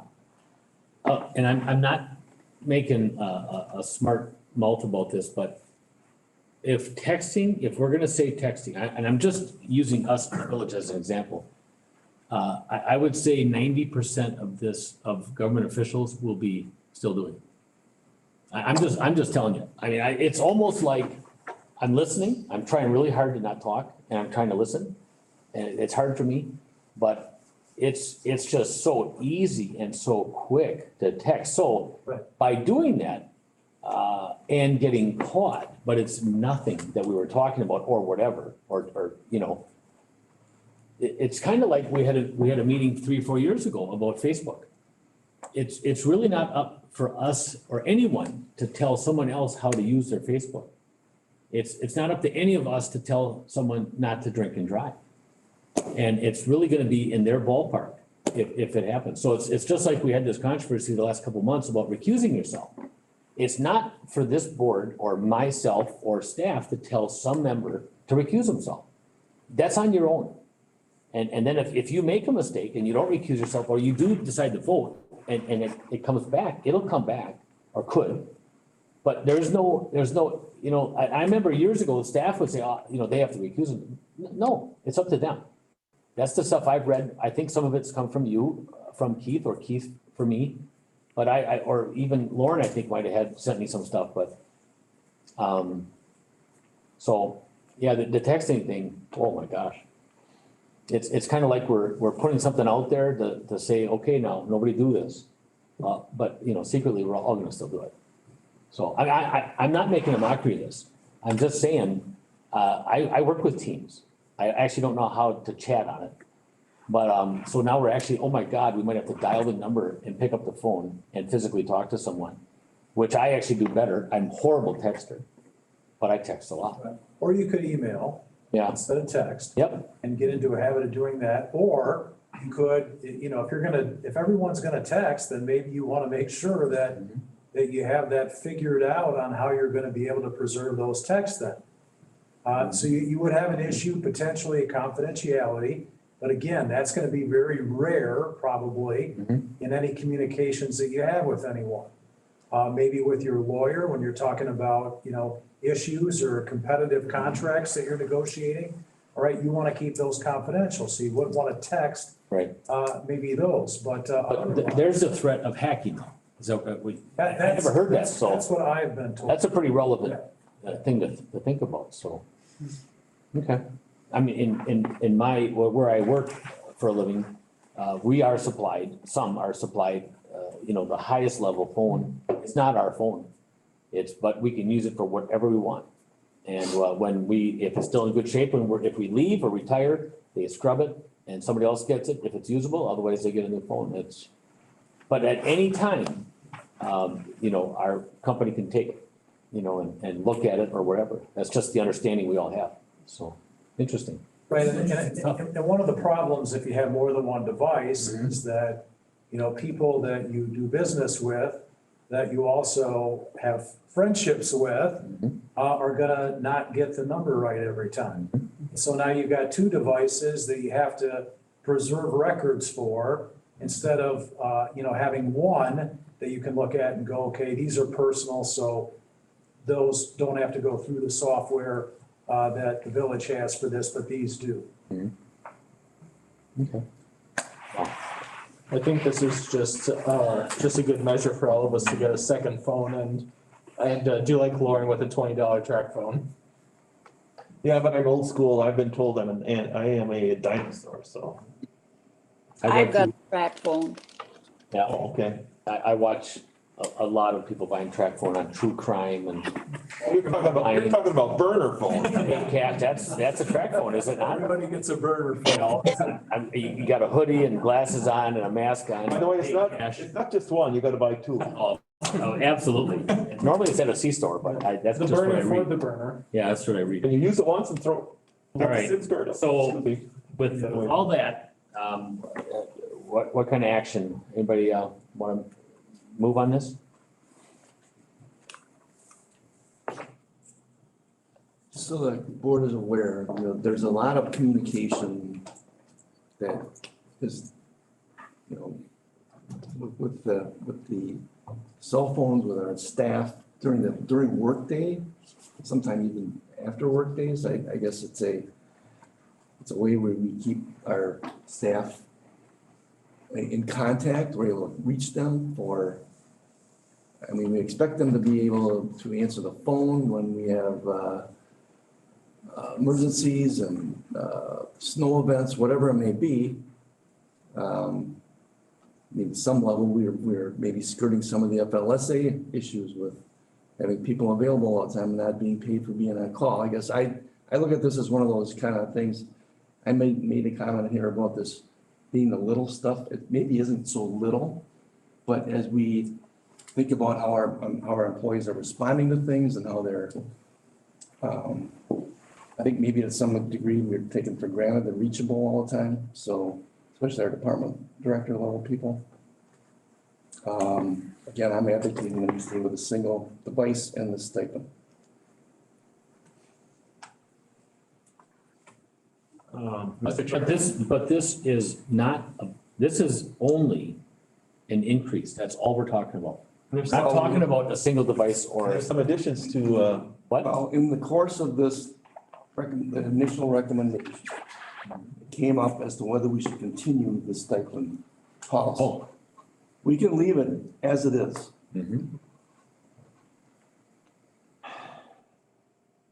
Mr. Chairman, just to add something. Oh, well, I was gonna. I heard him sigh, but I didn't hear him, I didn't see a hand go up. So I have. I'm sorry. I have a Are you gonna do it two different ways now? I move to approve modifying the employee handbook and cellular phone contract as recommended by Attorney Edie, reflecting the stipend model for phones used for both personal and business purposes, and expanding the eligibility for cell phone reimbursement, this is a long one, to all exempt and non-exempt employees, increasing the monthly stipend for non-exempt employees from $20 to $25.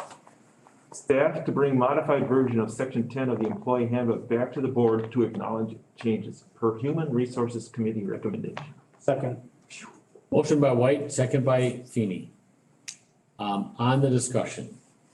Any more discussion? So are we gonna get our own phone to separate? Because I use my phone and I don't feel comfortable to using it anymore. I'm not gonna do it. I'd be happy to get $20 phone and. Call me on my landline. Huh? Call me on my landline. I actually still have a landline. I don't have a landline. How do you get the emergency calls? Sorry? How do they call you? We don't have a landline. Yeah, I'll You come. have to be careful with that, because if one trustee gets it, they all get it. Right, and not only that, this is specifically for employees. We are not employees, we are elected officials. Right. You're right. It's a lot of responsibility and liability. Right. I think we can all afford our own phone. I'm speaking for myself only. Well, we used to have a president said, I'm on a fixed income. Oh, I guarantee you I will carry one phone. Because I can't wait for the day that I will get a track phone, when I will pay for cash with a hoodie. So, all right, so any more discussion? Roll call vote from now on? Yes. Maloney, Aye. Ermeling, aye. Feeny, Aye. Minell, No. White, Aye. John, Aye. Zagami. Aye. Motion carries 6-1.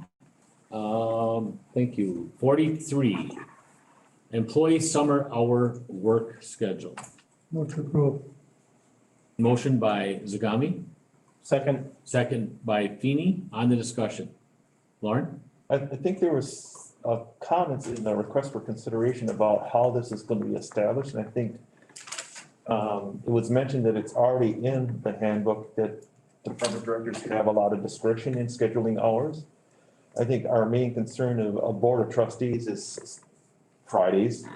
If you're not gonna have Fridays, the public would have to be educated, and we all know that there are somebody that's gonna come to the door and, how come you guys are closed? This is the only time I can come.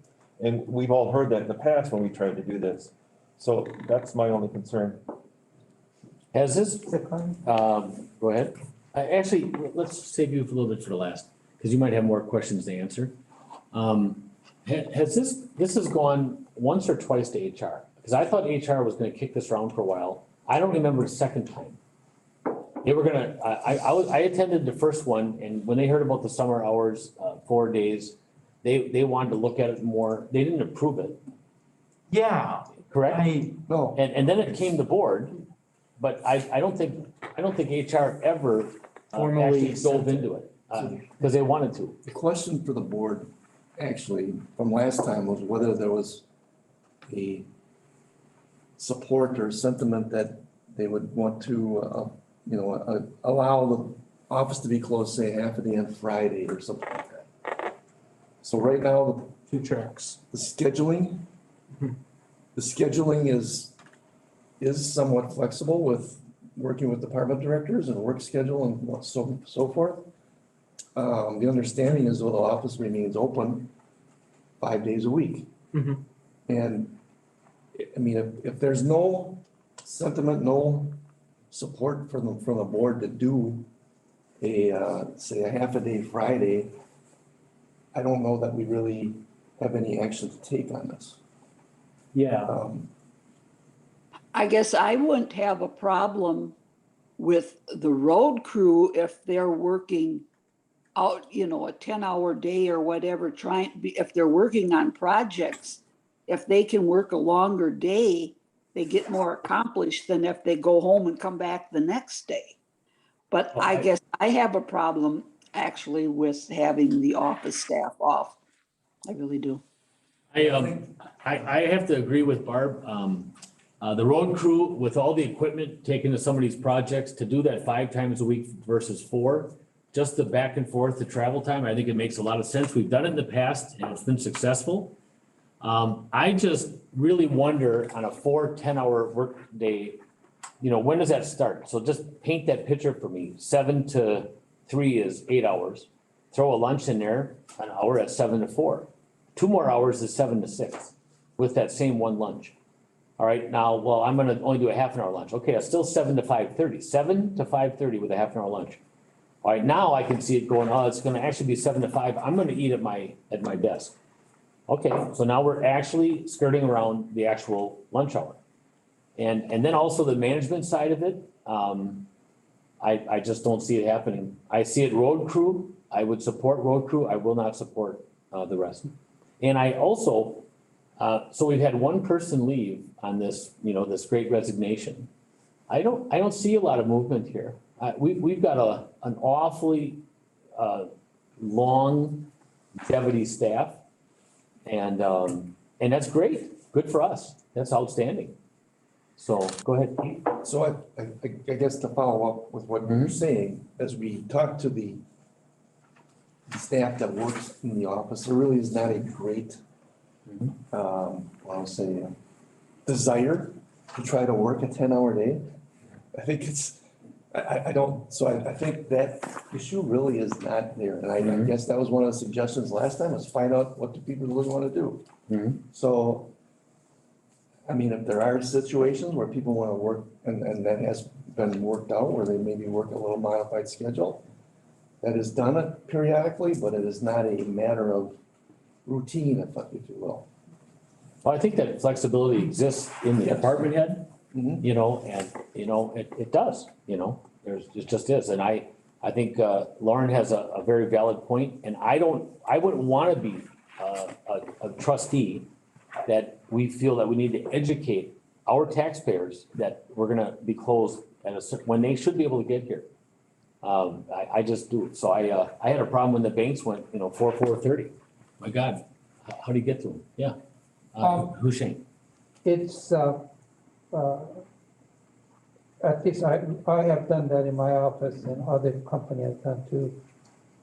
Friday, each department has one person in the office. The rest, and that rotate that one person, you know, every week is different person. So in reality, you got somebody there to answer the people. It's not just shut down 100%. And That has been. And just to add on to that, I mean, I agree, we should be open Monday through Friday. That being said, we could have someone that works Tuesday through Friday, or Monday, Tuesday, take off Wednesday, Thursday, Friday. Yeah, it can get convoluted, and what Administrator Dunner said, with no one really having that urge to do it. I, as a trustee, don't want to handcuff necessarily what a department director or administrator would be willing to work out with this employee. As long as someone gets their 40 hours in, I'm fine with it. Because then it's that employee's decision and we're flexible enough. If it becomes absolutely haywire, we may need to revisit it. But as of right now, if it's not a huge driver and someone wants to try it out, why not? All the studies that have been done on this about working 410s have shown that there's virtually no change in productivity. You get the same work done in fewer days. All right, so do we understand this? Are we talking about approving the road crew? So there's no, I And, don't think and there's any keeping action, flexibility to what? I'm I sorry? don't think there's any action needed based Oh, on okay. that policy. I don't think so either. Perfect. It has The same been thing? the department director. Mass man, same thing, yeah? Yeah, and we do work 410s, you know, with certain select people. If we have a storm sewer project we're trying to get done, and leaf vacuuming is another one. By rotating the staff schedule, we can use a piece of equipment, you know, 50 hours a week instead of just 40 hours a week. Yep. So we already do some of those things to maximize productivity. Okay. Also, I withdraw my motion. Okay. Both motions have been withdrawn? Would that be correct?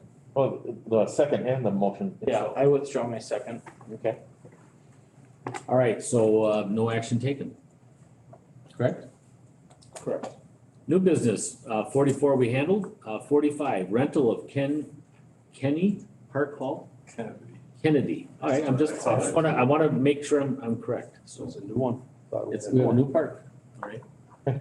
All right, who's talking on this? Well, I can. Okay. Obviously, there's some background information. Did go to the Park and Rec Committee at their January meeting. Basically, Kenny Park Hall, as you see, some of the background information, we've had 10 rentals each year in the last 2 years that we've rented out. So out of 365 days a year that's available, it's only been used 10 times each year.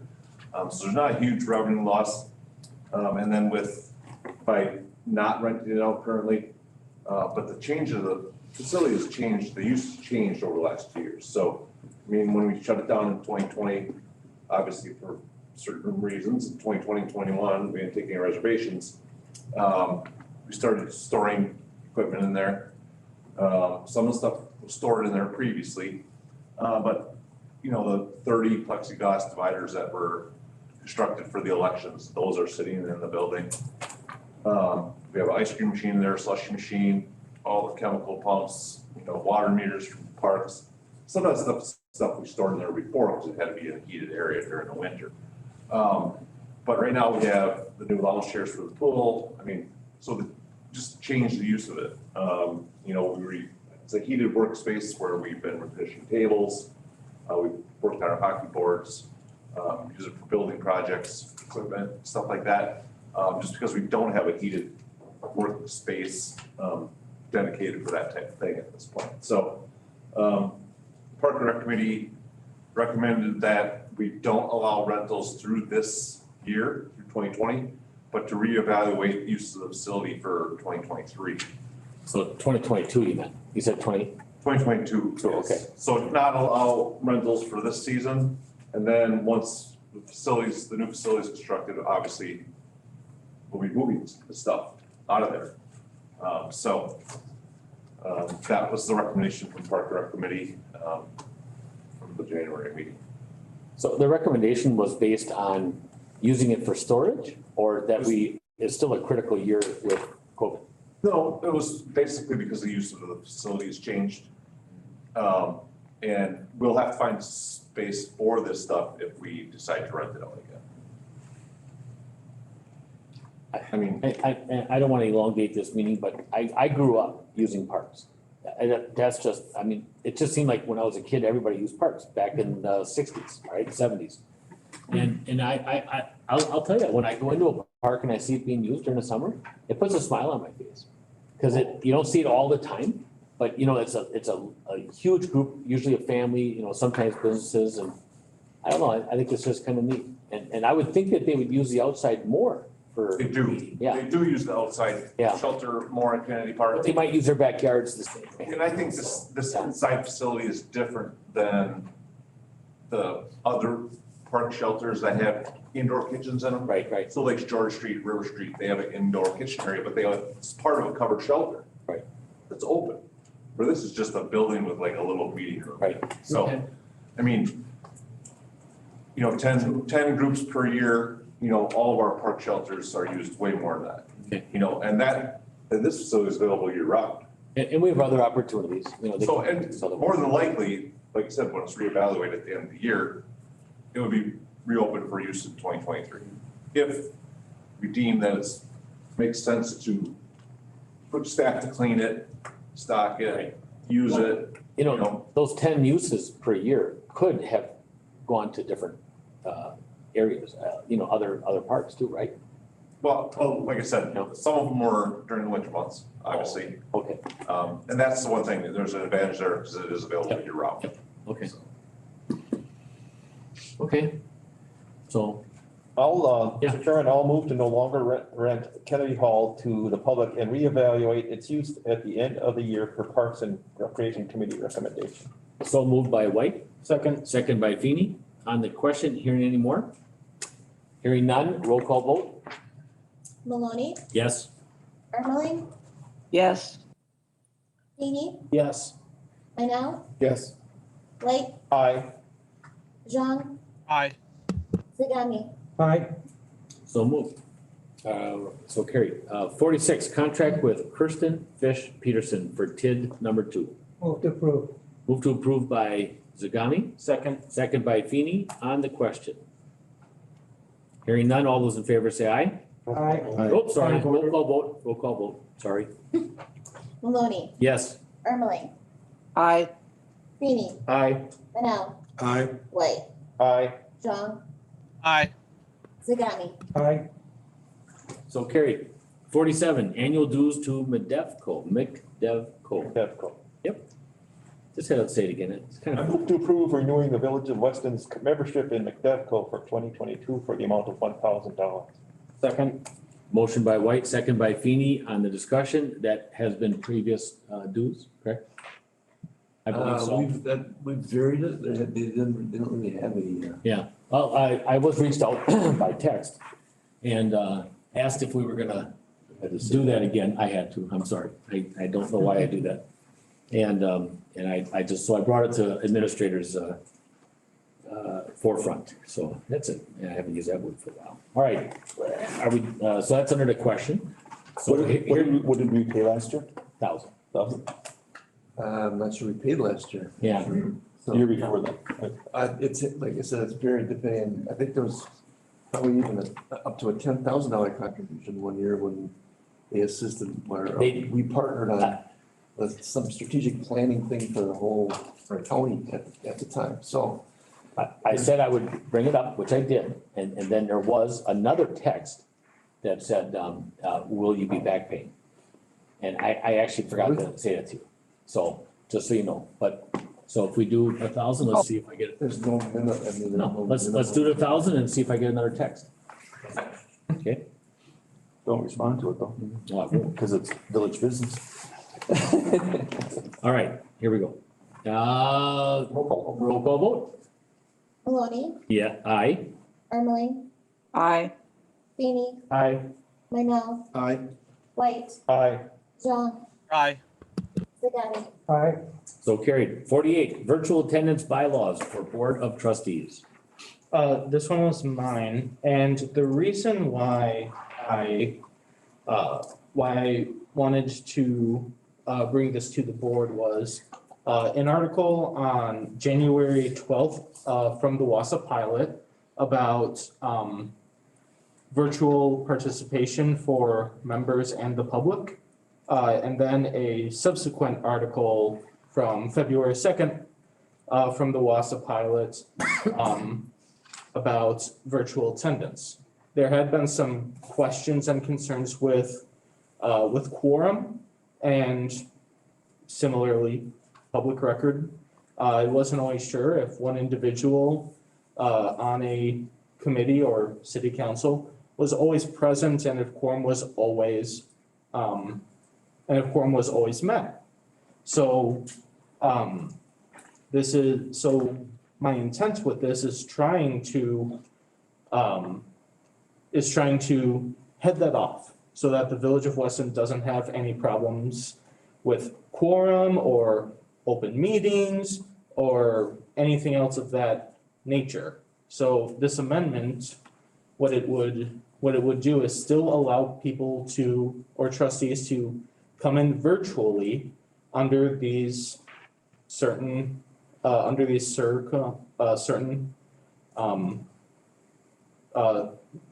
instances, but the idea would be to get or to make sure that we as trustees are predominantly here, because in a democracy, the citizens should come here and see their representatives. Okay, so I have a question. Yes. So tonight, we have quorum with who's here. Right. And trustee Ermeling and trustee Zong would not be able to vote. Well, if we adopted this, it would be going forward, so it wouldn't cover tonight. Well, no, I know. Right. So under this, if it doesn't fall under one of their exceptions, then no. Okay. And then, so this is off of article on the 12th and the 2nd from the pilot. Yep. Referring to the city or county. I guess I'm just asking, what problem is it solving here? So the problem that would be solving is ensuring that we have a fully informed board to be best able to discuss and debate. We've had, and having called in on a couple times, and even as we've seen here tonight, there's been questions about information not always getting through, votes not always being taken. So this would mitigate to the greatest extent possible any miscommunication or making sure that votes aren't miscounted. So I who's guess gonna if interpret this? That would be up to the board as a whole. So which medical procedures? Oh, And that, who's gonna share that information? well, part of it's on the part of it's on the honor system. Actually, it would be on the honor system, but I don't think that anyone here, would fake a medical procedure just to be ordered to Zoom in. I have more faith in people than that. I don't. I just don't think this is correcting anything. Barb, go ahead, I'm sorry. No, I just was thinking about it. Well, okay, I announced last month that I would not be at this meeting because I was going to be gone on vacation. Now, I guess I would have a problem, especially if there was something that was on the agenda that I was very interested in and wanted to have a vote on.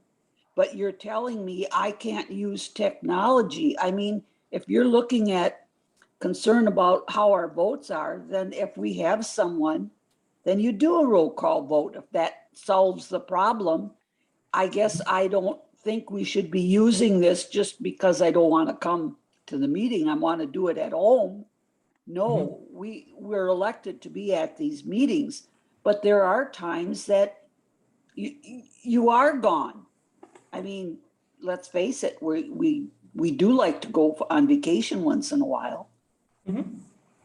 Mr. President, can I add something? Yes, go ahead. Maybe just a compromise, just throwing out there, because I do like to try and compromise, is that we the individuals that are attending virtually would then leave their camera on, so that way we know we're meeting that quorum to answer to meet the concerns that Trustee Feeney is saying. I mean, I think having the virtual opportunity allows people to be able to access it, and if we have if the camera is on, it guarantees a quorum. I'm just throwing that out as a compromise. Yeah, and that's fine. Barb, go ahead.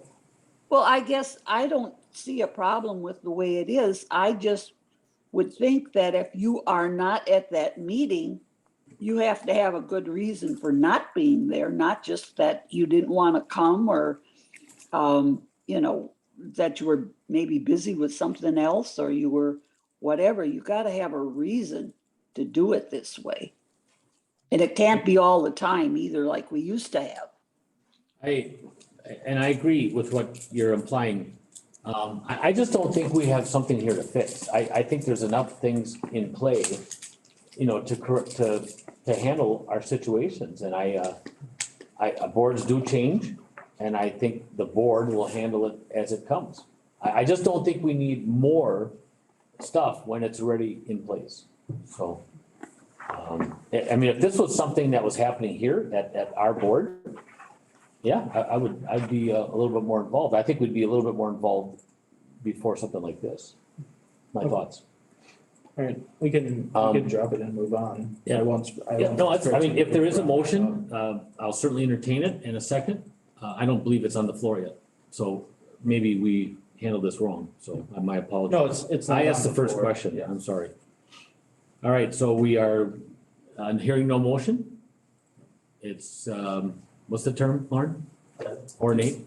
It's a moot issue. Moot issue. Number 49, 2022 billable rates.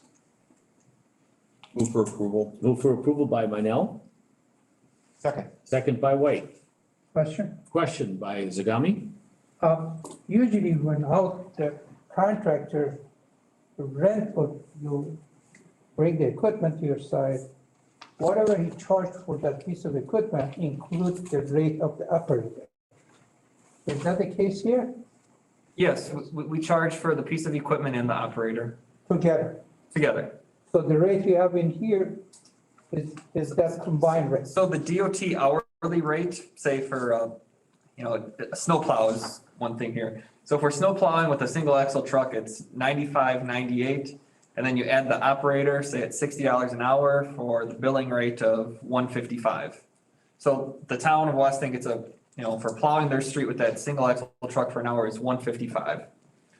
So you add We add them together, the equipment plus the person. Plus labor, yep. Okay. Another question is, do we have a minimum charge?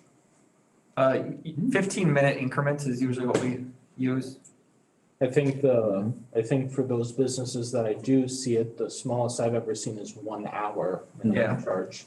I mean, Just everything. Yeah. we keep track of our own employees' time in 15-minute increments, so. It's probably easiest to keep track in the increments that we pay our employees. Correct. And then for the back, excuse me, No, go ahead. for the backhoe, because you use the low bed to travel with them, to haul them to the site?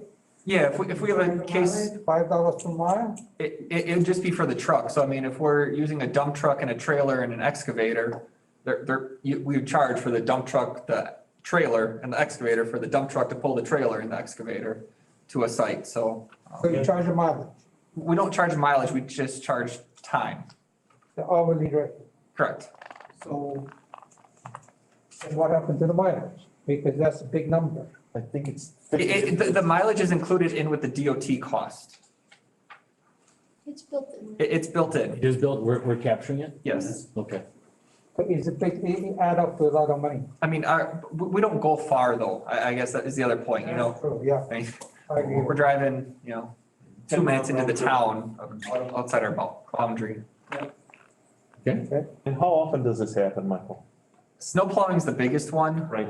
And then usually ditch mowing in the summer, and then if there's culverts that need to be replaced, or ditching. Those are probably the three: plowing, mowing, and ditching projects. Okay. Accidents. Any more on Yeah, that? sign maintenance from accidents too, I guess. Any more Is it discussion? from the plows hitting them, Sean? Oh, no, okay. Hearing no more discussion, roll call vote. Maloney, Aye. Ermeling, Aye. Feeny, Aye. Minell, Aye. White, Aye. Zhang, Aye. Zagami. Aye. So carried. 50, Crestwood Acres change orders, number 4 and number 5. Mr. President, at this point in time, I will be excusing myself for conflict of interest. With the pleasure. Move to approve. Move to approve by Zagami, Second. second by White on the discussion. Hearing none, roll call vote, please. Maloney, Aye. Ermeling, Aye. Feeny excused himself, Minell, Aye. White, Aye. Zhang, Aye. Zagami. Aye. Thank you. So carried. Number 51, Mesker Well heater replacement. Move to approve. Move to approve by Zagami, I'll second that. second by Manel. And hearing, anything on the discussion?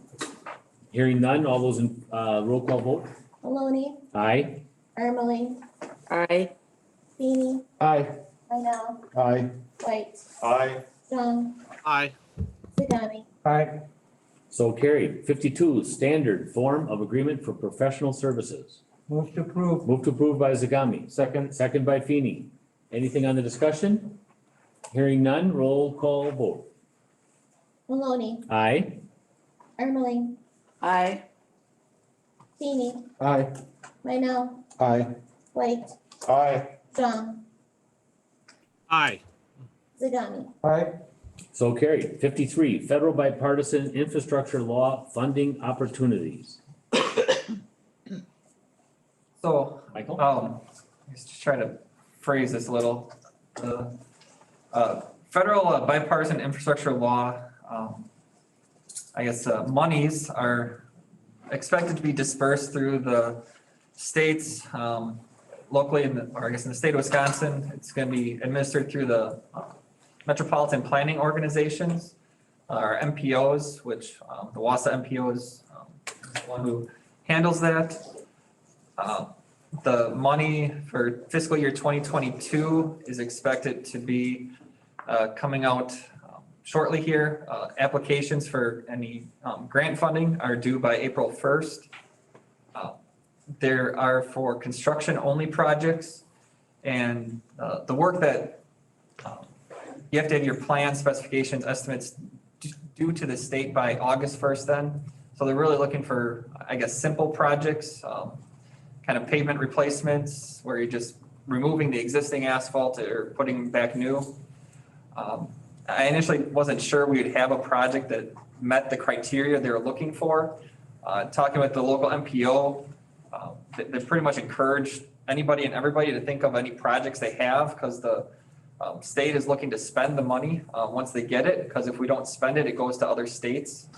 So they're I guess, I don't know if pleading is the right word, but very much encouraging us to find projects that we can submit for grant funding. So the stipulation with that, I guess with the grant funding, the streets have to be a functionally classified street. I got the map here. So this is the village of Weston. The red is our major arterials, green is minor arterials, and the yellow, orange is our collector streets. So as I was looking at the map and trying to figure out what streets, would fit this criteria, Jelnick Avenue from like Business 51 to Alderson was one where this year we were planning to do a bunch of kind of lane wedging, milling of the travel lanes and putting that back in. This would be an opportunity, I guess, to see if we can get a grant for that funding instead to repave the entire road. They're an 80-20 grant where you get 80% federal funding and we pay 20%. I guess if we don't want to, we don't have to apply anything. Our future years, we've got a whole bunch of projects in our CIP that fit the criteria moving forward. It's just trying to figure out if there's, I guess, if we want to try to submit a project this year, I need to get going on it quick so I can have a grant application in by April 1st. Otherwise, we'll just focus on the upcoming years because it should be through fiscal year 2025, possibly 26 as well. So, Mr. President? Yes. Just two questions for Michael here. Number one is this does this grant specifically here? Is there a lot of I guess reporting metrics that we need to report back? I'm just and obviously knowing with working with federal or state grants here, there's typically a lot of strings tied to it. So I was just kind of curious if there's any specific strings that's tied to this grant specifically. Yeah, I guess the main ones are that it's I guess part of the functionally classified system, like I said, so an arterial collector street, the design has to meet DOT standards, I guess federal highway standards. And it's supposed to be in the regional transportation improvement plan. So I guess those are the three criteria. Just one more follow-up. Oh, sorry, one more follow-up question. If we were to be awarded, funding for this or for a specific project for this year here, would that disqualify us for another project for next year? Or I'm just kind of curious as well. Yeah, so that was my biggest hesitancy at first. I didn't want to try to scramble and get a grant funding for a $400,000 project, and then next year we have a $2 million project and we get told, oh, sorry, you already got a grant. These are looked at on a regionally, I guess, competitive basis every year. We already have a surface transportation program, urban funds, that are competitively awarded every 2 years. I believe the city of Wausau has received funding, the last 3 grant cycles. So there really isn't a you got money last time, so you don't get money this time type of approach. It's really, does the project warrant it, and is it regionally significant? So some of the grants that we applied for late last year, like on Ross Avenue with the town of Weston or with the city of Schofield, if we don't get the local road improvement program funding, I'd definitely submit those for future years in 2023, 2024 under this program. So we have projects out there that we could use for future years. It was really just, do we want to try to quickly put a project in for 2022, or do we just wait and not probably listening well, the federal bipartisan infrastructure law funding opportunities money is coming from where? The federal government. So, but that's, this new money, the CARES Act? It's part of the ARPA. Or is it just overtaxation that's created the grant possibilities? So it's this new Building Back America stuff? Correct. Okay. It was additional over the ARPA funding. I just But it's have, still ARPA, it's our ARPA type money. Correct. Right, okay. Mr. So it's President? still part of this more debt, okay. I'm sorry, I had a couple more questions now that Michael's talking, and I'm starting to I have a couple more questions here. So if you don't mind, just two more questions here. Number one is you mentioned that we would be competing with regionals. Is that regional areas? Is it like Northwestern, North Central? I'm just kind of curious as to our competition as well. Sure. So the MPO is the Wausau metro area. So Rothschild, Schofield, Wausau, Croninwetter, Mosinee, Village of Maine. Are they going by an allocation for this? So each regional MPO gets a certain amount of funding, correct? Just like we do regular estate? Yep. And are we limited on funds As far as, at the ask? I mean, why wouldn't we go for, Schofield Avenue or Weston Avenue or, we will for future years. It's just to meet, Design. to have plans done by August 1st for a project isn't, we wouldn't have Weston Avenue done that quick? no. Okay. One more question. Yeah, go ahead, E. Yeah, sorry. I if you can tell, I've been working with a lot of the grants in the area in the federal and state. So I'm just kind of curious to hear as well. To the last question is, I realize that there's a 80 and 20% split here. Are they allowing us to do?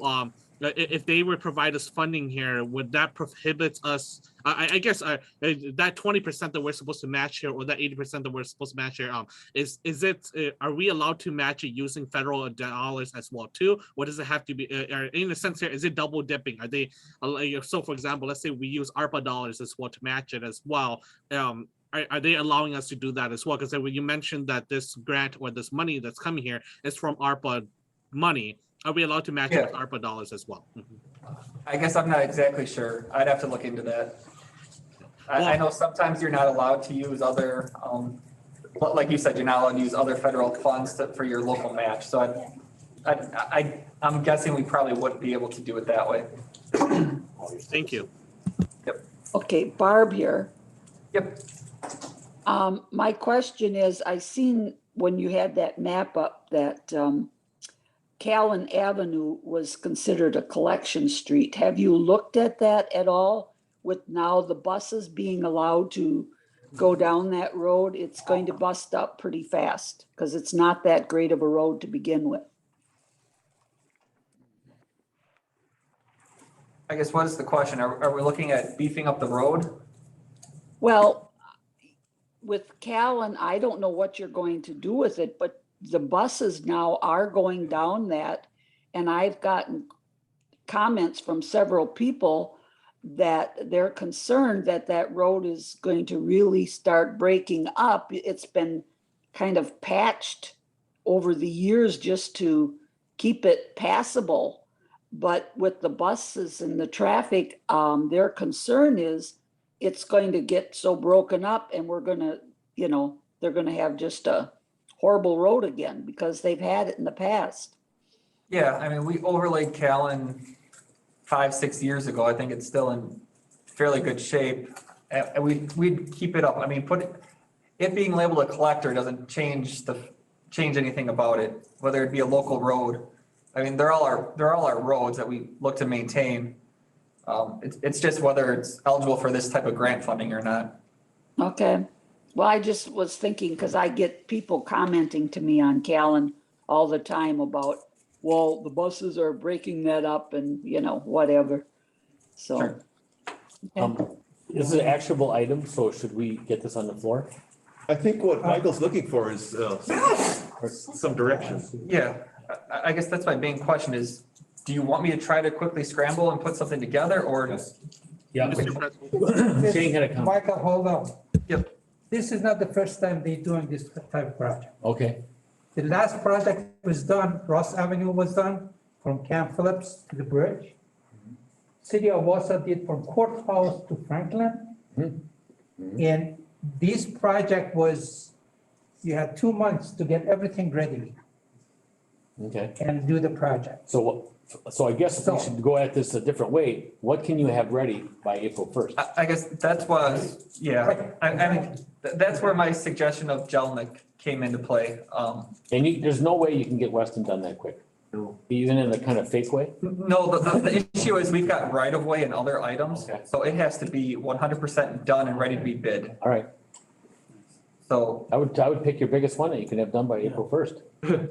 That, and I would say Shorty Avenue, probably that'd be a good example too. I don't know if Shorey is not a collector, so we can't put Shorey I think in. it's on you and I mean, you It's hard and to your read the staff, map here. you know, Yeah, just go what you believe is the most successful, sure. right? Yep, and then, so I guess to the other point, I think that Steve was maybe getting at earlier.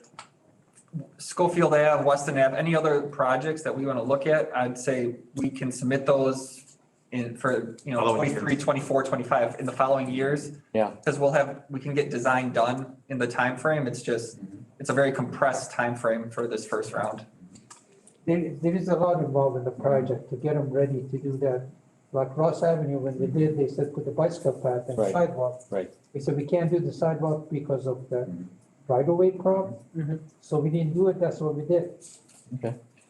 Martin, you had one more? Yes, I was gonna say, I move to approve staff further investigating the federal fiscal year 2022 STP Urban Grant Program and submitting a grant application if the project is found to be eligible and all project requirements can be met. You notice I left out the name of the street. Correct. Second, on purpose. Okay. Motion by White, second by Feeny. Any more on the discussion? Hearing none, all, roll call vote. Were you guys texting out there? I didn't know if those buttons you were touching or you were communicating. So it's kind of like texting. Yeah, Go ahead. it was Roll call vote. Maloney. Yeah, aye. confidential conversation. Armling. Aye. Feeny. Aye. Minell. Aye. White. Aye. John. Aye. Zagami. Aye. And 54 is just to leave on there for possible appointments if we are able to get one, right?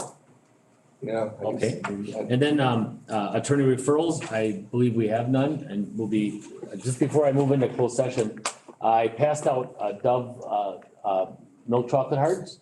I was a fourth-time grandfather yesterday morning Oh, cool. to a little baby girl, Reagan Eleanor Maloney, and my mother's name is Eleanor.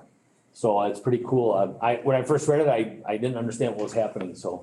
But yeah, it's our fourth one and that's pretty cool to Chris and his wife right here in Weston, so. Cool. Yeah, so there you are. You're enjoying some congratulations. Yeah, you betcha. I did get one. And you know what? Now, I'm gonna kind of dovetail it into what Nate had on. Words, So that's the punishment for not being here tonight, you and Yee, that you did not get your Dove chocolate. And they are all gone. The two I had for you, I gave away. So, anyway, I'm just teasing. Mr. President, I move that we enter into closed session under Wisconsin statute 1985, parent 1, parent C, also parent 1, also parent 1, parent G, also parent 1, parent E. Oh, I'm sorry, you're right. Yeah. For Open them the all, stated yeah. purposes. Okay, yep. I think, point of order, I think you should actually subtitle what we're gonna be discussing under each one of those. Okay, for the purposes of discussion, proposal by Octagon Towers to renegotiate Alta Verde cell tower lease, for the purposes of SBA Towers lawsuit and property tax claim from Marshfield Clinic, as well as administrator evaluation work plan. I think that works. Do you need a second? Yes. I'll second. Second by Minell. Roll call vote. Maloney. Aye. Ermeling. Aye. Feeny. Aye. Minell. Aye. White. Aye. John. Aye. Zagami. Aye. We are now in closed session. Excuse me, Mr. Chairman, do you recall who seconded